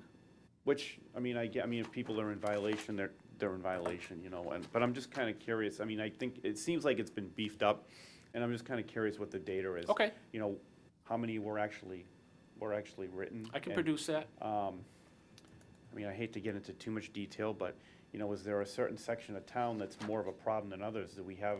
Well, the you more know, I densely, mean, I'm assuming I- French I'm Hill not is sure I- probably worse than, you know, Ward 4, we have a lot of off-street parking, you know, type of thing. I'm not sure I can break it down by geography for you, okay? But, yeah, the more densely populated areas are gonna see more parking tickets because there's less on-street parking. But the sidewalk parking is almost like a pandemic. That's all over the city. And that's, you know, that's something we focus on, not only because, you know, it destroys the sidewalks, but you don't want people walking out on the road. No, I think that's it. I was just curious about that data, and I meant to ask the finance chair in advance for that, but I can produce if it, I'll you can get get it it, for you. that'd be great. Thank you very much. Counselor Shalfo's up. I just have a quick follow-up to Council Cormier. I'd like to know what kind of revenue it's producing. That might have to come from the treasurer, because we don't Okay. process our own tickets. And I can, And the revenue just comes back into the general fund, Yeah, I'm right? So fairly they must certain- keep track of it. I can- I'd be curious. I can get follow that, up they on will, that. they Yeah, can I'd like produce that. those. I'll ask So- the treasurer. So you're gonna get them? Yeah. I'll get the revenue. Yeah, I'd love to know that. Might be offsetting your overtime costs or exceeding it, which would be a good thing. I doubt that, but, Well, At least a it tenth helps. of it. yeah, but, wait, that's, I I mean, it's not a revenue-generating business, that's not what it's for, it's punitive. Right. Let's be honest, it's punitive. That's why the handicap went up. Because it's. Absolutely. Because it's punitive. Yep. You don't want them to do it. We'd rather write no parking tickets, right? But Call it deterrent. just call it deterrent. Well, the 200 is a big deterrent, we Well, as thought. opposed to punitive. It's a deterrent once they learn it. Council Frida, I think, had a question. Chief, how concerned are you about the continued increase in opioid issues, a strain on your department, and the upcoming marijuana usage as well? The opioid epidemic is staggering. We know that. Now, I And yeah, know. It's and not gonna it's- get better quickly. And it's not gonna get better quickly, and it's gonna take a lot of money, and yeah, it's, you know, and I think the fire chief could answer the question too. We go on a lot of overdose calls, and yeah, they're calls for service. You know, they're calls for service. It's certainly beyond, it's not even a state issue, it's, you know, it's a national issue. I'll reserve my comment on the marijuana issue, it's just, Well, the only reason I asked that, I thought it was appropriate that Councilor Marchand just mentioned DARE, because 30 years ago, we worked diligently, I was on the school committee to get Rollo Nolan in the school. And now, there are a couple of communities that are talking about bringing DARE back to teach kids not to take pot, not to smoke pot. So, sometimes you wonder where we're actually going, you know? well, a little again, bit I guess backwards the only sometimes, but- political comment I'll make is, you know, on one end, people are dropping in the grocery stores from opioid overdoses, and on the other end, you're legalizing marijuana. And as a 30-year veteran police officer, that makes absolutely no sense to me. Makes no sense. And I can tell you, my father, who's 83 years old and was on the state police for 21 years, makes no sense to him either. Don't be fighting opioids on one end and then legalizing marijuana. Yeah, that makes no sense.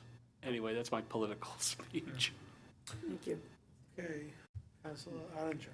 The unfortunate part about being the junior member of the council is that I get asked the questions last, not deliberately.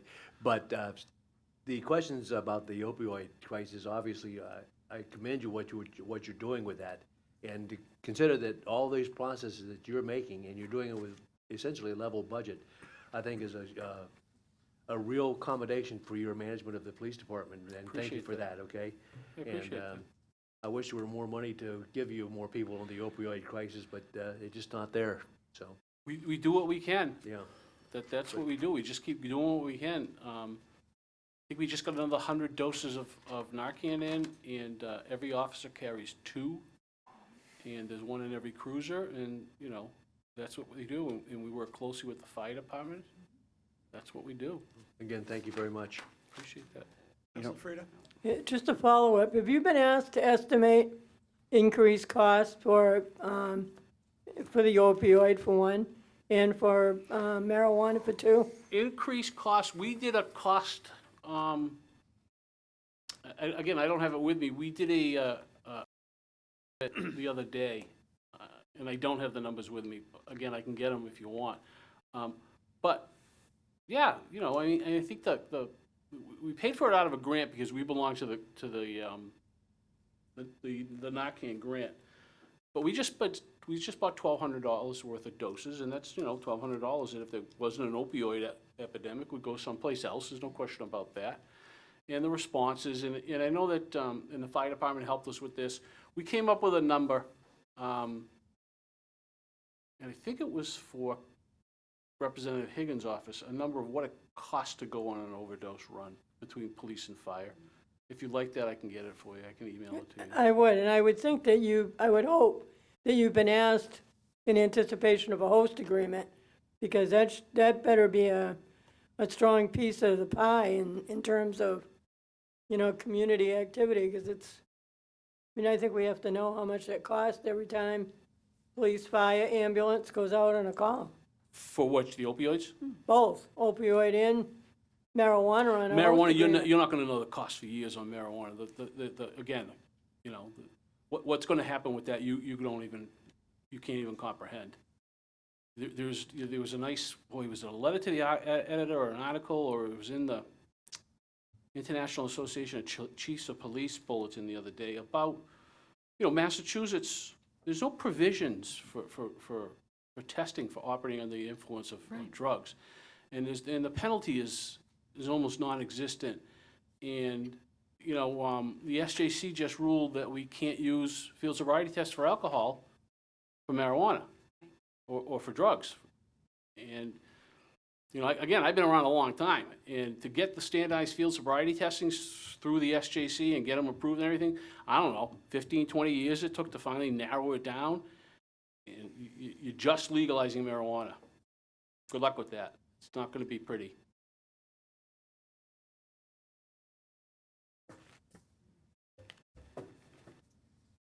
Counsel, Thank did you. you have a question? I just want to follow up with the chief. Would you send that to the city clerk, the information, and then she can Absolutely. distribute it to everybody on the Sure, council? Thank you. absolutely. Anyone else? Counsel Feckley? Hey, Chief. Hey. I just wanted to just go over there were 2 remaining unfunded requests that you had, just to get the information out there why they weren't, or why you think they weren't funded. The captain, You'd have to ask the city that, the comptroller or the okay, mayor. so there's I mean, no, I think it has to do with a very tight budget, was what I was told, but and then you did not put in a request for a crime analyst this year. we don't have one. Okay, We don't have one, and that was that was done a year and a half ago, conscious decision at my part that I needed to, even though, we do miss a crime analyst, a conscious decision on my part to trade that salary for other salaries like domestic violence advocates. I have a program that costs $5,000 a year that develops crime stats for us. It's not quite as good as a live person, but it's only $5,000, and we keep working with it to see. It's called DataViz. We keep working with it to see if we can get more and more stuff out of it. It essentially taps the same data source that a crime analyst would. Just again, you can't ask the machine for stats that you could ask a crime analyst for. So there was a loss there, but with a tight budget, you have to weigh what your needs are. Right. That's what I did. okay, good. All right, thank you. Anybody else? Set? I'll go to the public. Any member of the public? There's a question, a comment regarding the police budget. One more time, does any member of the public have a question regarding the police budget? And one final time. Thank you, Chief. Thank you. Thank you very much. Thank you very much. I suspect to my back is the fire chief, last but not least.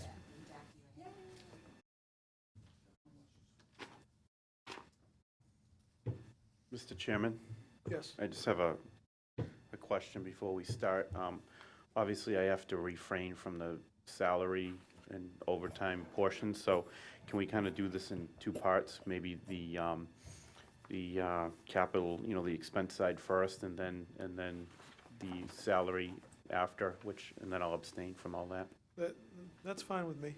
So the entire budget starts at line item 498, and looks like the expense portion starts at line item 528. So Chief, if you just cover the expense equipment side first, that would be great. Certainly. First of all, good evening. Counselor, do you need a break? I'm in no hurry, if No, anybody we're needs. good. Okay. We're good. Just wanted to offer that. Yeah, appreciate it. Every year I come to this in a bad mood. This year's no different. This year's probably worse. I basically, is there any questions? With all due respect to the council, a lot of things have happened in the last couple of years out of our control as a fire department. With the money's in the city, and publicly you can't say those things.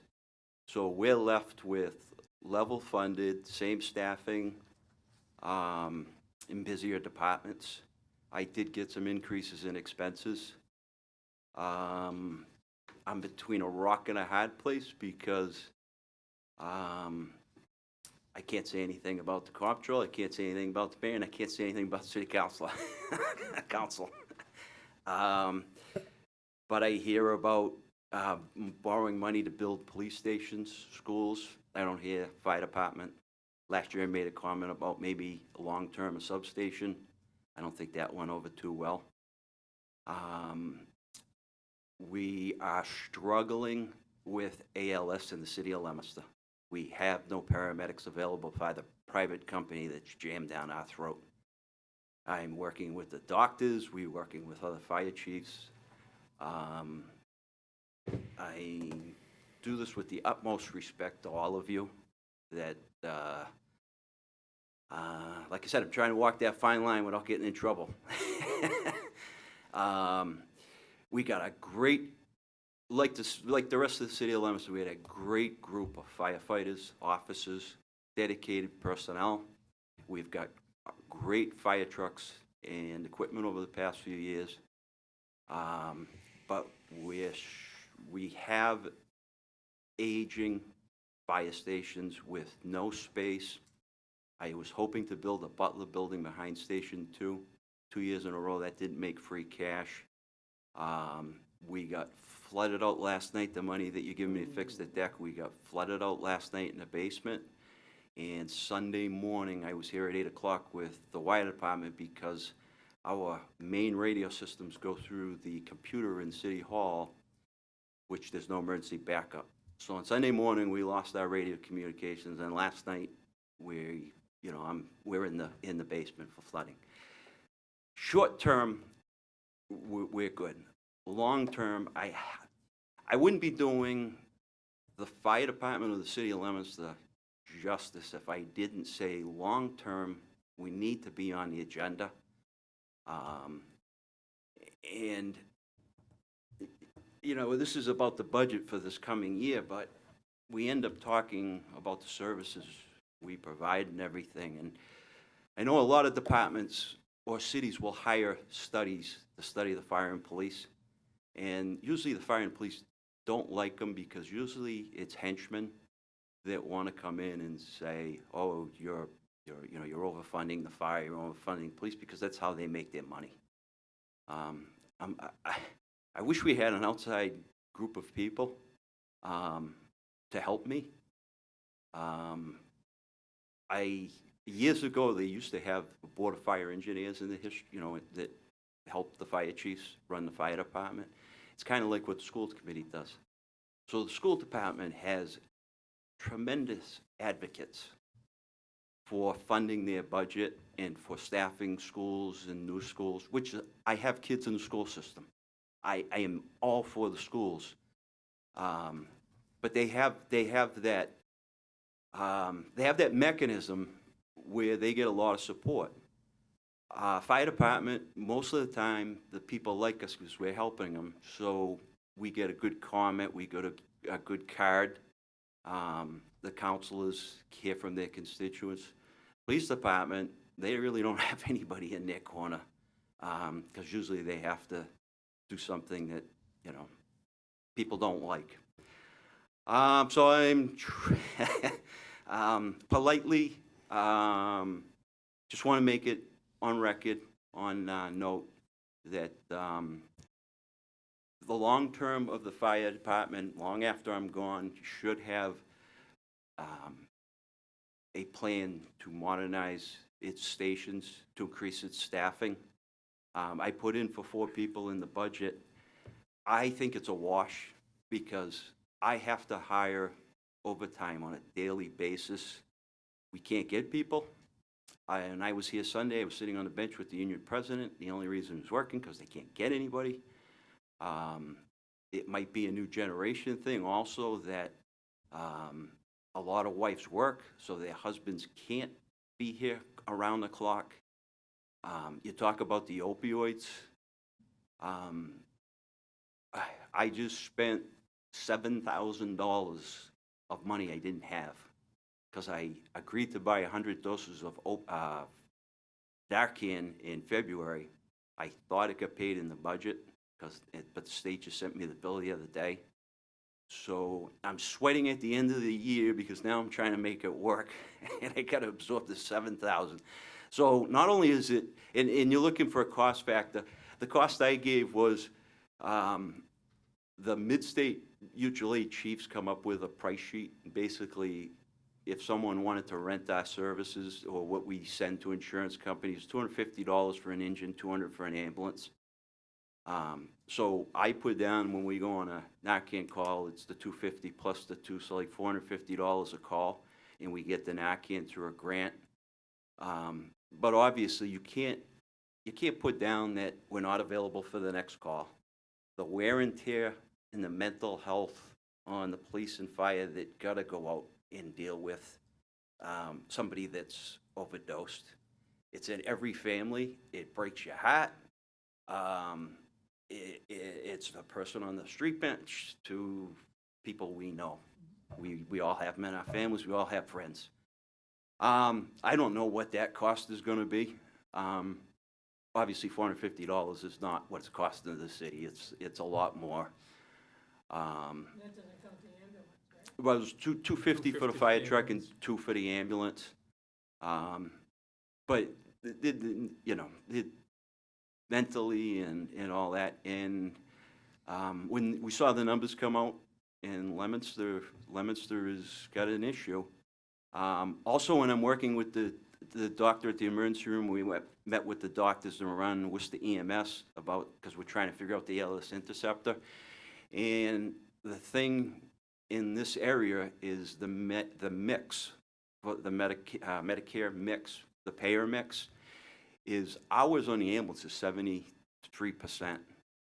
So when I talk to the doctor at the hospital, that's what the hospital deals with. So when we compare ourselves to South Shore Community Hospital in Weymouth, their payer mix is a lot less, so they're getting a lot more commercial insurance.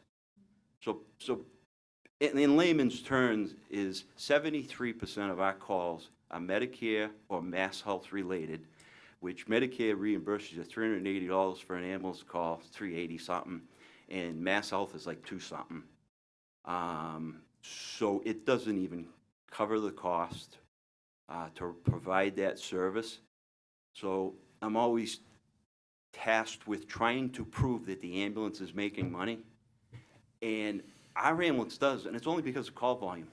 It's only because we have to transport over 4,400 people a year. It goes up each year. Just because we have the numbers, we make extra money that goes into the general fund. We're a fire department of 80 people, and when you figure in OPED, health insurance, and total cost, health insurance and retirement, I don't know if our budget's in the $10 million range, but we bring in $2 million. We bring back $2 million to the general fund. When I compare myself to Fitchburg, they have an 80-man department. They have 16 from the private company that are assigned. So each day they have 4 extra bodies doing the EMS work. So they have an 80-man department plus 16. They're in the 96 number of people doing the work we're doing with the 80. The city gets a reimbursement of about $500,000-$600,000 from MedStar. We're bringing in $2 million. We're at 80 people, and they always say they're busier than us, but our overdoses show that we have the commercial. We have a different type than maybe they do. Their fire load is, yes, it's different, but we're constantly mental health at the shopping centers, at the McDonald's that are all in Leomister, the downtown. We're running thin. So again, I apologize. I was told that the volume's not going out on the cable, which made me feel better because I don't want to. Might be fixed by now. Yeah, it could be.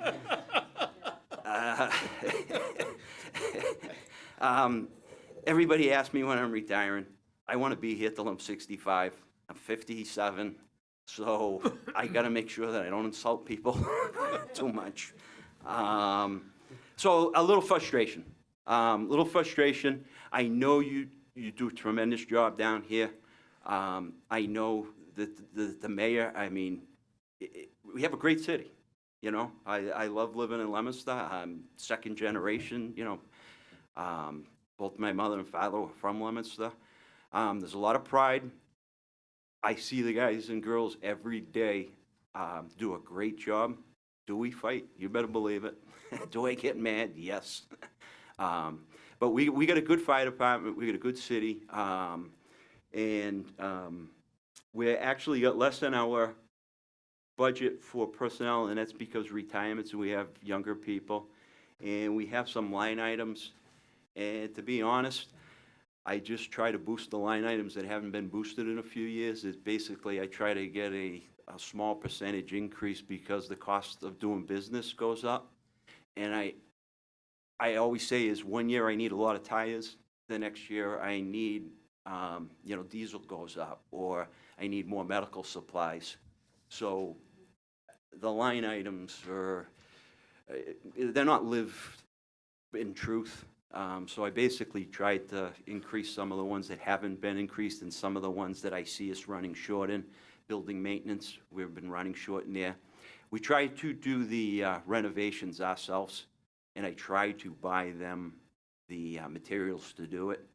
But I think that's getting a little old too, because I think when I first made Chief and Goodwill, they did it, and now they're looking at me saying, yeah, nothing's changing, Chief, so. So are you willing to share with us what your your vision is for the structures in the future? Yeah, my vision, and I certainly wouldn't want it to be like, one person picking where the stations go, but Route 2, if you take Route 2 and you include Searstown and you do everything to the north of it, ambulance-wise, when we started running both ambulances, it was about half-hour runs for EMS. So building, and we have a lot of business. So the North Leomister Fire Station, there's more runs on North Main Street in Searstown than they probably do in North Leominster. With all the money that's been put into headquarters, and it's in great shape, I wouldn't replace headquarters. I believe we need a new North Leominster Fire Station, a substation, and somewhere in that corridor from Main and Hawes up to the bridge. I don't think it should be on the other side of the bridge. I think it should be as close to Main Street as possible. It should be a 3 or 4 bay station that houses an ambulance. I think the city should be probably running an ambulance in each station. So we run 2. We're getting to the point where we probably should have 3, definitely 3 during peak times. And a Saturday day can be as busy as a Monday. Or our peak times are basically 7 in the morning till about 10 at night, 7 days a week. But if the ambulance is bringing in the revenue, it basically covers it. So in the North Leominster Station would be an engine, a reserve engine, an ambulance up there. We don't have a training facility. I've been talking to Fitchburg and maybe trying to get a grant to do something on the airport. We have to train some new people down in Shirley in a makeshift homemade, Shirley made a fire prop that they light some fires in it. Fitchburg and Leominster, we don't have it. We have to share. I envision the city in Fitchburg trying to share some of the resources. We talked about a regional dispatch in the Fitchburg airport area. So I don't know if we do like storage instead of building a storage building down here, we combine and we store stuff together. But we definitely need space, definitely need a substation in North Leominster, and whether we build that space, down Engine 2 storage, or we try to regionalize storage, or if we could fit it in the North Leominster. And then the headquarters is living quarters. There needs to be, in addition to headquarters, even if we don't do bays, apparatus bays, is living quarters.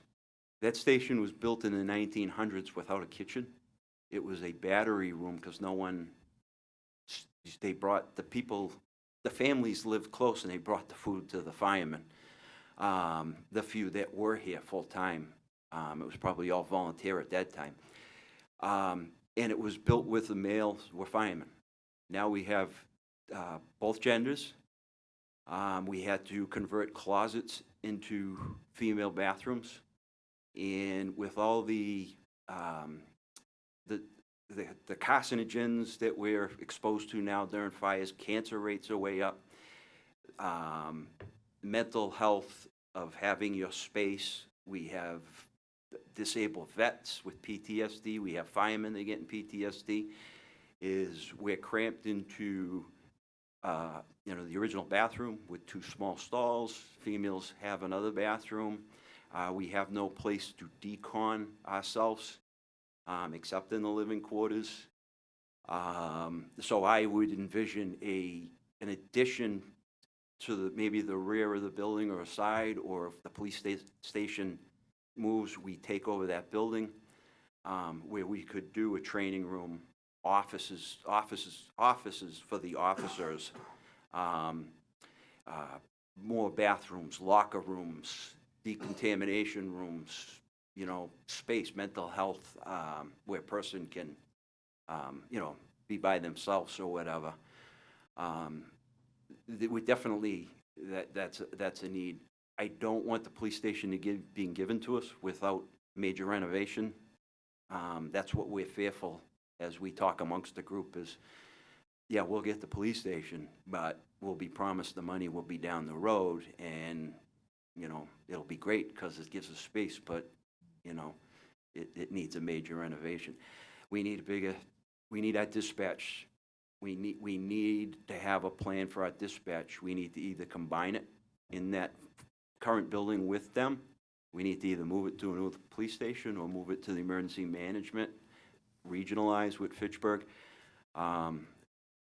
Person in the back room, and during the weekdays, there's a lot going on. In the police, they have Next Gen 911. It all automatically populates the call. They review it on a map. We can't get any of that technology from 911 because we're not physically in the building with them. So there's a lot of, I could go on and on. I could go on and on. I have a vision. I eat, drink this stuff every day. I have visions, but I would not want it to be my vision. I would like whatever happens to be the future. I just want to be on notice that we provide a great service, great group of people, but we have needs. Again, I can't tell you the engines you've bought us and the ladder truck and the protective gear is top notch. Very appreciative of it. The city's done great with that aspect of it. I just see the community keeps growing, and we have a lot of problems. All right, I'm gonna, at this point, I'm gonna open it up on the expense side, to the council, the finance committee, I guess, first. Any questions regarding expenses? Councilor David Cormier? I have no questions at this time. It looks like on the expense side, pretty much everything that you That's correct. Everything I asked for, Actually, I did get from Comptroller and the Mayor. you got, Yep. Except for replacement of trucks, stuff Yep. like that, but that's usually an appropriation that Well, gets sent to us out of free cash. Yeah, or something. as the mayor talks, all capital improvement is through free cash. As you know, last year and this year, there was very little free cash. That was tough decisions of where it went. Last year, I was lucky enough to get 2 pickup trucks, very appreciative. This year, I'm lucky enough to get a new deputy's vehicle, money to start phase 1, and the other one was an emergency repair of the fire pump. Very appreciative, very appreciative. Again, we get top-notch equipment. We buy good equipment, and we ask for it, and you back us.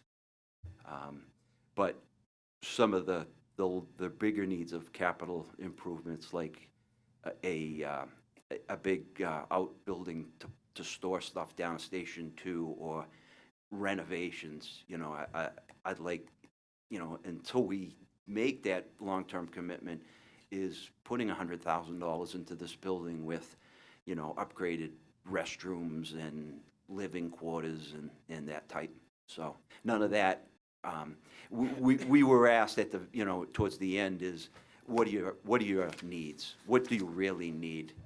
And that's what we got. All right, thank you. So, any members of the council? Council Frida?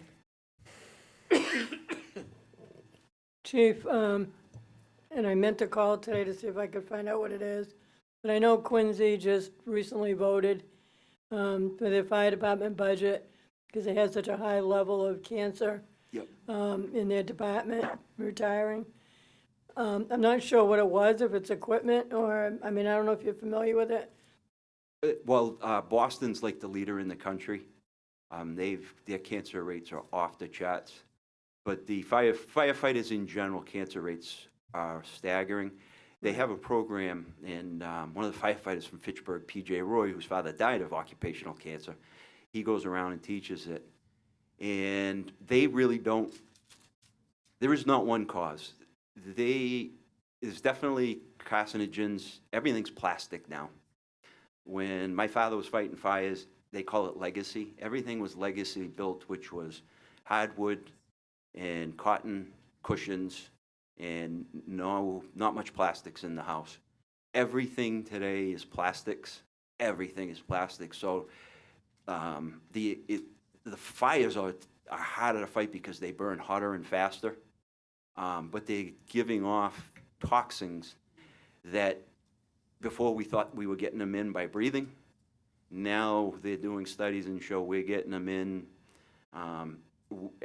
through gland areas, through areas that you would have never thought, because the biology of the human body, where it absorbs certain things. Boston actually is trying to stop using fire retardants in furnitures because they're finding out that's very cancer causing. The old foams they used to use are causing cancer. Another big culprit is diesel exhaust. So they're trying to figure out why certain fire stations, cancer rates were higher than other fire stations. So in Leomister, we're trying to do everything that everybody else is doing. We have washing machines.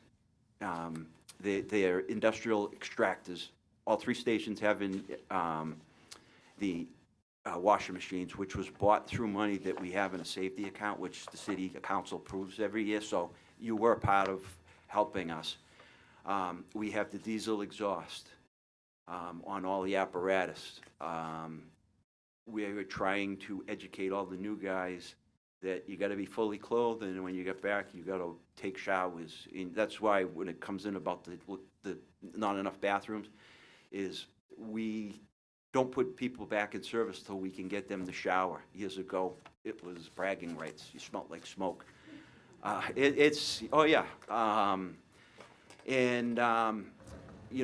Rehab at fires, because if you're dehydrated, you absorb more. So we're trying to get them to drink more water. Exercising after a fire makes you sweat, makes you get it out. It's a lot of the things we're learning from Boston Fire, and Boston Fire has been fabulous trying to share the information. Boston and New York, they have the chemists that actually are part of their fire department, that they have doctors that will former firemen that are helping. It's a huge program going across the country, and I work hand in hand with Craig Long, and we try to do everything. And for a small department, we do pretty good. The other big thing is 2 sets of gear, and a set of gear costs $2,500. We don't have 2 sets of gear for everybody. What we try to do is when we buy a new set is take the old set and give them a backup. A lot of places, and I think Quincy has probably done it, but a lot of Metro Boston is everybody gets 2 brand new sets of gear. If you have a fire, that gets laundered, and you have your other set to put on. We continually try to work that in. Yeah, I thought it was something very specific to firefighters that either had cancer or were dealing with cancer. I don't know if it was preventative gear or if it was treatments. Not sure what Yeah. it was, I'll have to find out. Well, but- there's a lot going on. There's a cancer research bank that firefighters are in. There's no new there's nothing state-of-the-art coming out. They've redeveloped the hoods we're supposed to wear. The gear is definitely more protective. It makes it harder to work in, so we're beat up more. We need more help at fires, which is more overtime. It's a catch-22. But yeah, a lot of it is educating the new firefighters and all firefighters the importance of protecting yourself, cleaning yourself, taking care of your family, mental health. It all is, it's all one big puzzle. Thank you. Any other questions? Councilor Anger? Just a quick question, Chief. You talk about living facilities and shower facilities and restrooms and stuff like that in the headquarters. Would it be physically possible to upgrade the facility you have, or is that, Space, do you have the space to do it? no. No. No, we need to renovate what we have existing, the second floor living quarters, but we don't have the space for addition. So when I say long-term is maybe an addition off the rear, the fire station is an historical building, so you can't do a lot to it aesthetically, but I think out the rear we could connect it to the police station once they're gone, and take care of those needs. Okay. So that's really long-term, Yeah, there's short, Unfortunately, huh? yeah. okay. And we're no different. I mean, inner city, there's a lot of firehouses that just don't have the room. Boston's starting a program where a lot of the Boston fire stations they have their kitchens on the truck room floor because they could get to the trucks faster. Now, the commissioner, they're all ordered to build new kitchens off of the truck room floor behind closed doors to make it, safer. So you're not breathing exhaust Yes, fumes? yeah. Okay. Thank you. Anybody else? Councilor Shalfo Zephyr? Thank you, Chief. So you don't have enough for 2 sets of equipment for every firefighter. Do you know how many you have? I mean, if you have one for everybody and then you might have an extra, how many are you short, is my question? Well, everybody has one. Everybody has one full set, Everyone has one full up to code and... state-of-the-art, Okay, perfect set. We have a Okay. good program there. Most of them have a second set, but it could be, we bought them a new set because that set was beat up and needed to be replaced. But they keep it so that if they have a fire, then they put that on and it's better than what they had because it's dry and it's not contaminated. So they'll wear their set every day, and then if they have a fire and they wash theirs, then they'll have the other set to wear for that. It takes probably 10 hours to wash the gear and let it dry. And it varies. Some of them have a set that might be 2 years old because someone retired and had a set and it fit them. It's all custom fit. It's not the old days when we walked in. Or somebody might have a set that's 9 years old and their other set is brand new. but that really goes to the heart of firefighter safety. If firefighters are running into fires in the second set of equipment, Yep. they don't have the state-of-the-art protection that they really should have. Is that fair? They're protected. I don't want to say that it's unsafe, but the trend is for every firefighter to have 2 sets. Of state-of-the-art? New York City, Boston, all the trendsetters, all the leaders, is they have 2 brand-new state-of-the-art sets, and you rotate them. And the bigger departments have cleaning companies that come in and take them and clean them specially. It's expensive. But they all have a good, state-of-the-art set, and then they have a mix match Okay. of something that's hand-me-down or something that was old. But it's still safe. Anybody else? Councilor Feckley? So Chief, we've heard a lot from you tonight. I And apologize. I don't think that you need to apologize for coming before us and telling us exactly how you feel, because, the produce man doesn't know the banana's rotten unless you tell him, right, inside. Yeah. So I don't think that in the time that I've been here, there's been one thing that's come down from the fire department that I have voted against, because I Yeah. think that that's the most important. I mean, public safety, you can't even educate the children unless the community is safe. So I don't want to put you on the spot, but if you could give us, say, like your top 5, if you had a wish list, Yes. your top 5 in order of what you would like in the next 5 years. The next 5 years. Or before you retire. Paramedics, because we are running a shortage of them, and I don't know if we could do firefighter paramedics or if it's the hospital doing them or somebody else, but a more dedicated ALS to the city of Leomister. More manpower. What I would like, I requested 4, and you know, what I would like is about 10. I would like 8, which would, for 2 for each shift. And then I need a full-time EMS director, firefighter training officer. There's a lot that goes in the ambulance, supposed to do QA, QI on the reports, a lot of training. We just trained the other day with check and eject on an epi, where we can give epi by a needle, albuterol. We're doing a lot more. The more manpower is one for that, and then another one to go days in fire alarm, so I'd have 2 people in fire alarm. So that's the 10. And those are the short term. And more of the long term of starting the process of maybe putting committees together to figure out the long-term needs of fire stations, upgrades, new fire stations, staffing a 3rd ambulance, the future of the city. It's not like 5, but it's a combination adding up. Yeah. Yep, thank you.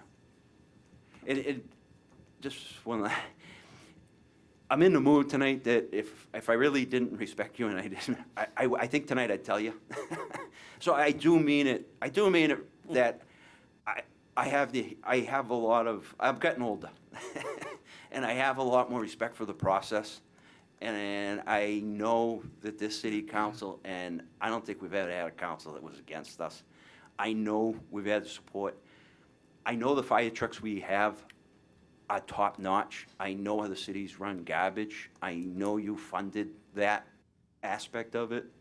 So I would tell you if I would have thrown it all on. I would have put, and it really isn't blame. It's just, there's, I think the time had to come where I had to say something, and I don't say it in the paper. And I had to say it at some point in some time, and I just needed to be aggravated to say it to you as a group. Quite all right. Okay. Oh, yeah, exactly. Council Shalfo Zephyr? Yeah, I just wanted to say that I think myself, I really appreciate candor, because you really need to respect and have that kind of relationship. I think we need that with all department Yeah. heads. And earlier, I think Council Martian was talking about Susan Shelton. And Susan Shelton, I think, would come down, and we all knew Susan. We had tremendous respect for her, and I think she was pretty candid. And I think that's important for you to be able to come down here and be candid and lay it all out there, because we need to know that. Well, thank you. I can see it in your faces. You've been very, very receptive to me. No, I feel really good. I hate, it's tough this time of the year for department heads because we can't carry expense money over, and we try to buy the last dime of the last equipment that we can for the department, and we make mistakes. We're not accountants. We have fire chiefs, and constantly stressed out about, are we gonna have enough overtime? And what can I buy? And then, it's like your kids, they want this equipment, that, and I say yes, and next thing you know, I've overspent. And then, so I get stressed out this time of the year. I don't think I'm any different than maybe the police chief, and so it's tough for everybody. It's tough for the mayor, the comptroller, and the city council to do the budgets.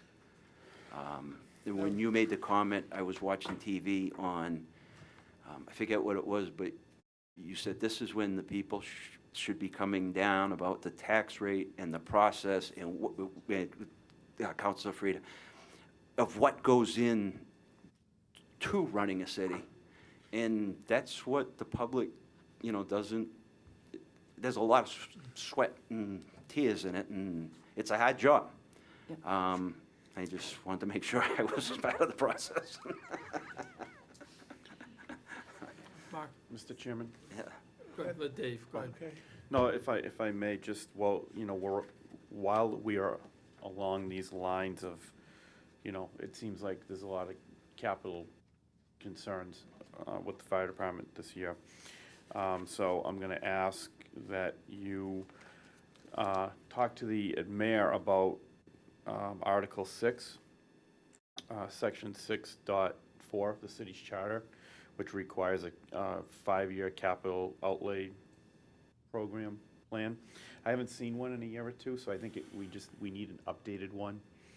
I would say through, if we're talking about fiscal year 19 now, then we need one through at least, at this point, 2023, I would say.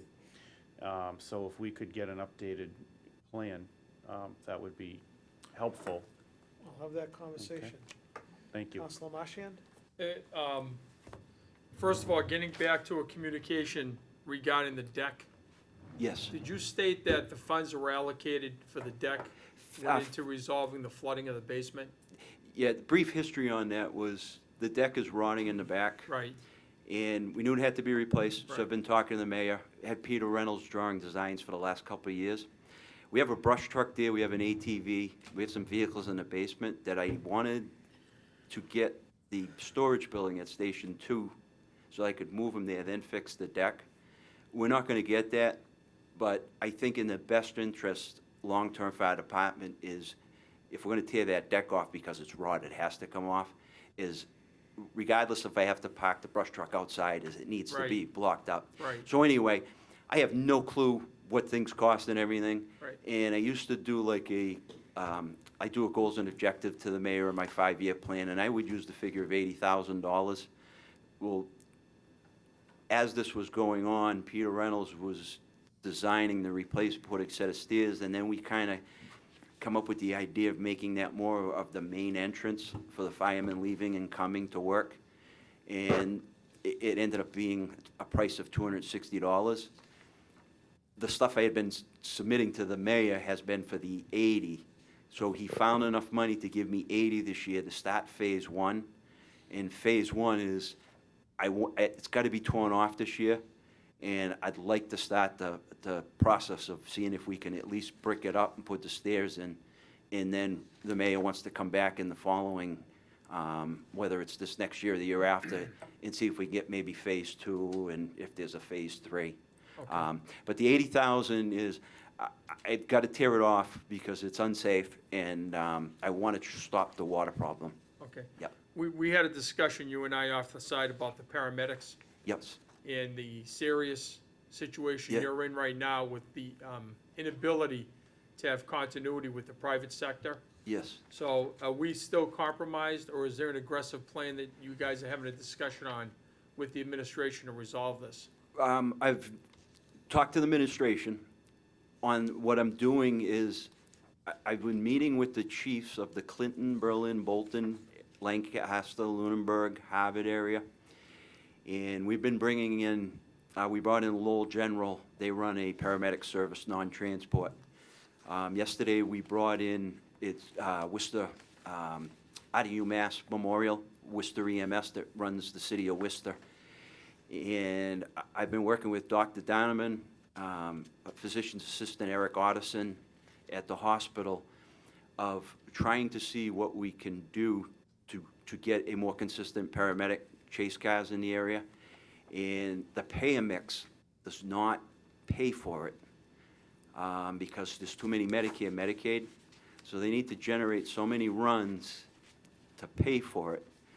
So talking to the, the different people, and there's been more meetings, is the consensus is that putting a paramedic in every fire department ambulance is not the answer.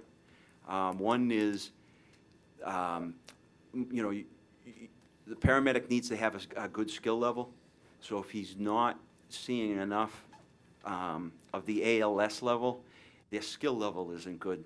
So if you hire paramedics and you have both ambulance staff with paramedics, you're not going to have a good skill level. They're not able to spend time at the hospital with the doctors and the training and everything.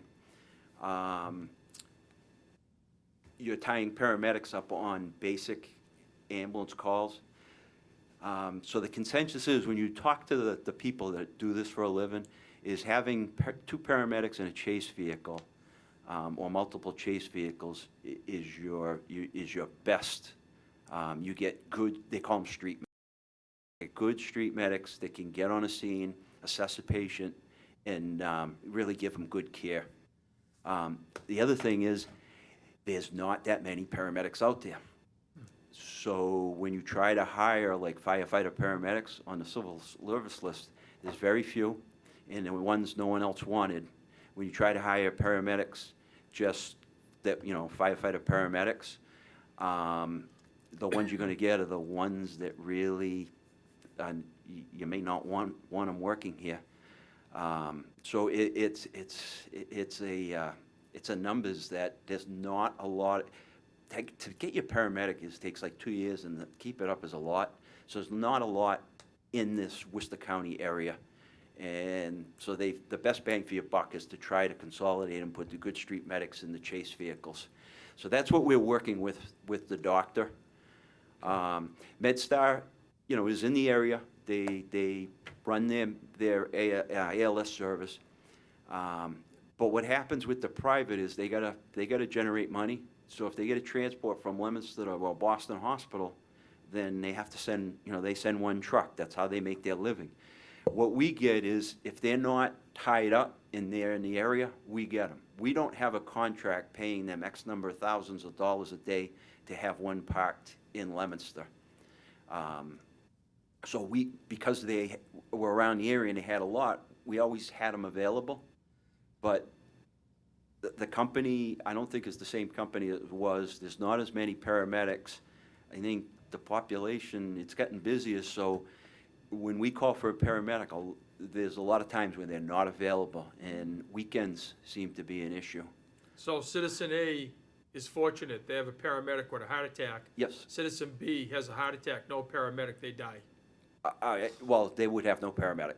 Yep. Yep. Okay. And- Ambulance charges, we've dabbled with that a little bit Yep. over the years, and one of the positive parts about lobbying, when the chiefs would always come down, was the fact that we were in some cases well under, or grossly under what the rates were on an average level. And the good news was, the bad news was, at that point, we were missing out on insurance reimbursements. Yep. And so by raising them, we were able to generate some additional revenue. 73% of your calls are Medicare or Mass Health, so that may not qualify. Yep. 27% of general population. So are we in pretty good shape where the rates are today for reimbursement to you? We're Medicare plus 150% per the charter. Yeah. City ordinance, I should say. And so I've asked the billing company, if we raise the rates, what will we generate? And if we raise the rates to Medicare plus 200%, we're only raising it on that 27%. Right. So I've asked them to run the numbers if we were ALS. Right. And if we were ALS, the money we would bring in by a fire department in ALS is about $170,000 additional. That the numbers are. And then there's another 100,000 or so if we up the rate on the 27% of the calls. Right. So, Well, the But reason why I when raised I'm- the question is simply because if there's a cut on the federal level for Medicare, Medicaid reimbursement, then you're gonna fall into a real problem. Yes. So, you know, by being able to exercise the greatest amount you can generate through the insurance reimbursements, and then deal with the individuals that don't have insurance in a fair and equitable way, may be something we need to be thinking about. Absolutely, You yes. know, at one time, you know, the debate on the floor for the extra ambulance was, I'll never forget, we were missing out on calls that potentially could be transfers Yes. from a home to a nursing home, from a nursing home Yes. to a home. I can't imagine you guys have any time to be doing that any longer. No, you would need know? multiple. That's what the privates do, and they make Right. money on it. And Right. Counselor Frieda has brought up the ALS, and at first I was like, I want nothing to do with it, and, you know, MedStar was more available, and, you know, I almost sound like I'm two-faced, because now I'm begging for it, and, you know, years past, yeah, it's not available that much, and, Yeah. and what's really woken up at the Berlin Bolton area is the possible closing of Clinton. Yeah. And they're like, Clinton Fire has, you know, they don't have as many manpower as us. So they're going to go from having a hospital in Clinton to having to transfer it to UMass. They're trying to figure out how they're going to be able to do it. And now they need ALS because their runs are longer. So it's definitely an issue, and I sat with Dr. Donovan yesterday, and then the two doctors from UMass in our group, and it was like, no one has the answer. And Worcester EMS is up, their payer mix is similar to ours. Right. Um, We're going to a meeting on the 29th with the hospital, and I think it's evident that what has already been stated was they're going to be closing the pediatrics ward at the hospital Yes, due to the lack of its use, which means that potentially what will happen, the plan, as I know it, that was shared with me would be, if my granddaughter had to go to the hospital tonight and be admitted, they might admit her for the night, but they're gonna transport her out of there tomorrow morning. So, you know, the dilemma is, if all of a sudden we have 73%, you can imagine what that emergency room looks like, and how we're gonna get those kids back and forth to Worcester Hospital, and who's gonna be responsible for doing it. oh yeah, they're gonna have to go in an ALS ambulance. You know. So that's less, service in our area. Yeah. Yep. So but anyway, the last thing I just want to bring up here, and I'd be remiss without saying it, Mark, so I apologize. I love the frame of mind you're in tonight, because you certainly, I've been doing this for 20 years, and it's the first time a fire chief has come down here in an effort to lobby for things that were kind of off my radar. I think that's really important. We all know how this whole game plays out, and we all know that the mayor is the executive officer of the city, and we have to work with him, convince him in a reasonable way to be able to resolve these matters. So that's a good thing. So you're gonna see some action taken on this council floor Monday night on your behalf, but not to slight the mayor, to work with him. Oh, absolutely. And, You know, you know, the perception of the overtime is insane. You hear it, the firemen, you know, they get their chops handed to them every day about this kind of stuff. But there's a tipping point, and it sounds like you're at the tipping point. You have young families, you know, no one wants to have to work, the holidays, family things happening. And it's just at the tipping point where staffing is now an issue. You know, it probably has been, but now, you know, it's becoming more evident. The need for the city. I'm on Marion Ave. How many times do you guys race up Marion Ave every day? oh, It's unbelievable. in a you know? comment If I about, said 12 times a day, it probably wouldn't be off the record. That's past my house. the other thing too is, Off the mark. when the police chief was talking about the police cruisers, a lot of mileage, everything's spread out in Leomister. So, Yeah. you know, when we compare ourselves to an Everett, you know, Yeah. their response is a half a mile. Yeah. Our response might be 5 miles to the call and 5 miles return. And then a minute later, we're getting a call into the same part of the city. So the wear and tear on the equipment and the time is, you know, each call is time consuming. So, I mean, Leominster's unique. A lot of our growth is on the outside of the city, where, you know, Yeah. we need a North Leominster Fire Station. We need a South Leominster because it's, I guess the last thing, Mark, it wasn't brought up tonight, but how do we play out with mutual aid? Is it pretty much a balance today? There was a time where there was a sister city that had some serious cuts in fire where we ended Yeah. up becoming their support. Yeah, no, it's pretty consistent. I mean, obviously, we go to Fitchburg more, you know, in the last couple of years, we've had more fires than Fitchburg. Right. But no, Fitchburg, we'll go there more, but it's nowhere near like it was back in the day. And we used to do the ambulance, we lost our ambulance to them a lot. And they have a contract with with MedStar, and they have the trucks in the city. He has a good thing going up there for himself. But if they were more like us, we could justify the paramedic chase cars better. Because then the call volume would be there for the paramedics, and it'd be easier for the hospital to start up. Because Lowell General runs a very successful one since the 1983, I believe it is. Lawrence General runs one. There's different models that work throughout the state, and it's like Worcester County is, we don't have good ALS coverage in the county. Not like we should. So, Hey, thank you very much, appreciate yes, it. thank you, and I'm sorry I Nope, no, took no. the time. I think you have another question. Oh, sorry. It's all right. First of all, we should all be glad that no movement was ever made on reimbursements for ambulance going to the individuals and not the department. That's something that'll keep coming back, but I think it keeps getting shot down, so. Secondly, I'll go along with what Councilor Marchand saying. In the 30 years or the years I've known you before us, I don't think I've ever seen you, I don't call it candor, I call it frustration. I don't think I've ever seen that much with you. You're usually pretty laid back and easygoing, so.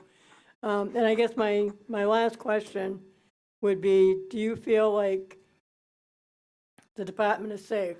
Oh, absolutely. Okay. Absolutely, and the citizens are safe. Yeah, yes, we actually have a real good system.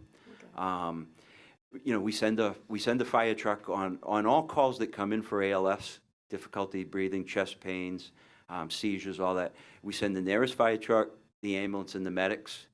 And when they go to a call, they work as a team.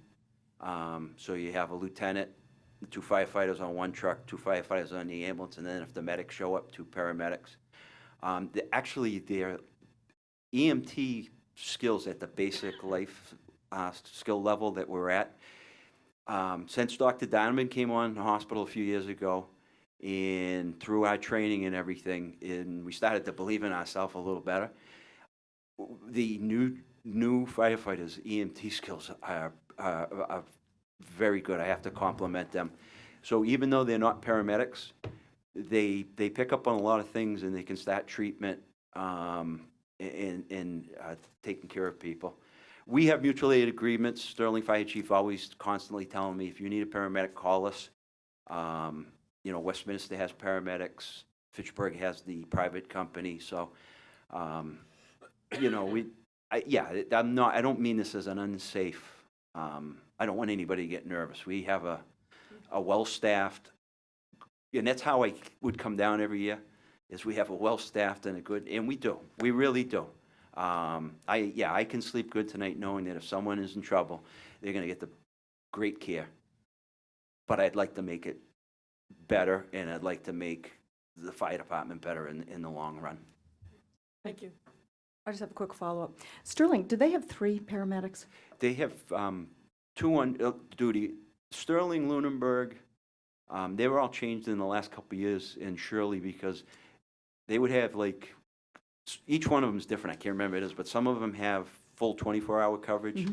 Some of them are adding it this year, like Lunenburg's expanding, Shirley's expanding. But I believe Sterling is full 24-hour coverage with 2 paramedics. Okay, They're firefighter paramedics. right.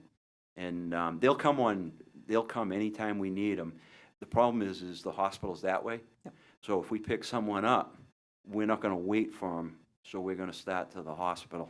So the idea is to have the ALS interceptors coming from a hospital, because then we can meet them en route. Okay, thank you. Okay, any member of the public have a question? Council, one more time. Thank you, Chief. Thank you very much. Thank you. And I guess that concludes our Finance Subcommittee budget hearing for the evening. Thank you. Thank you. See you.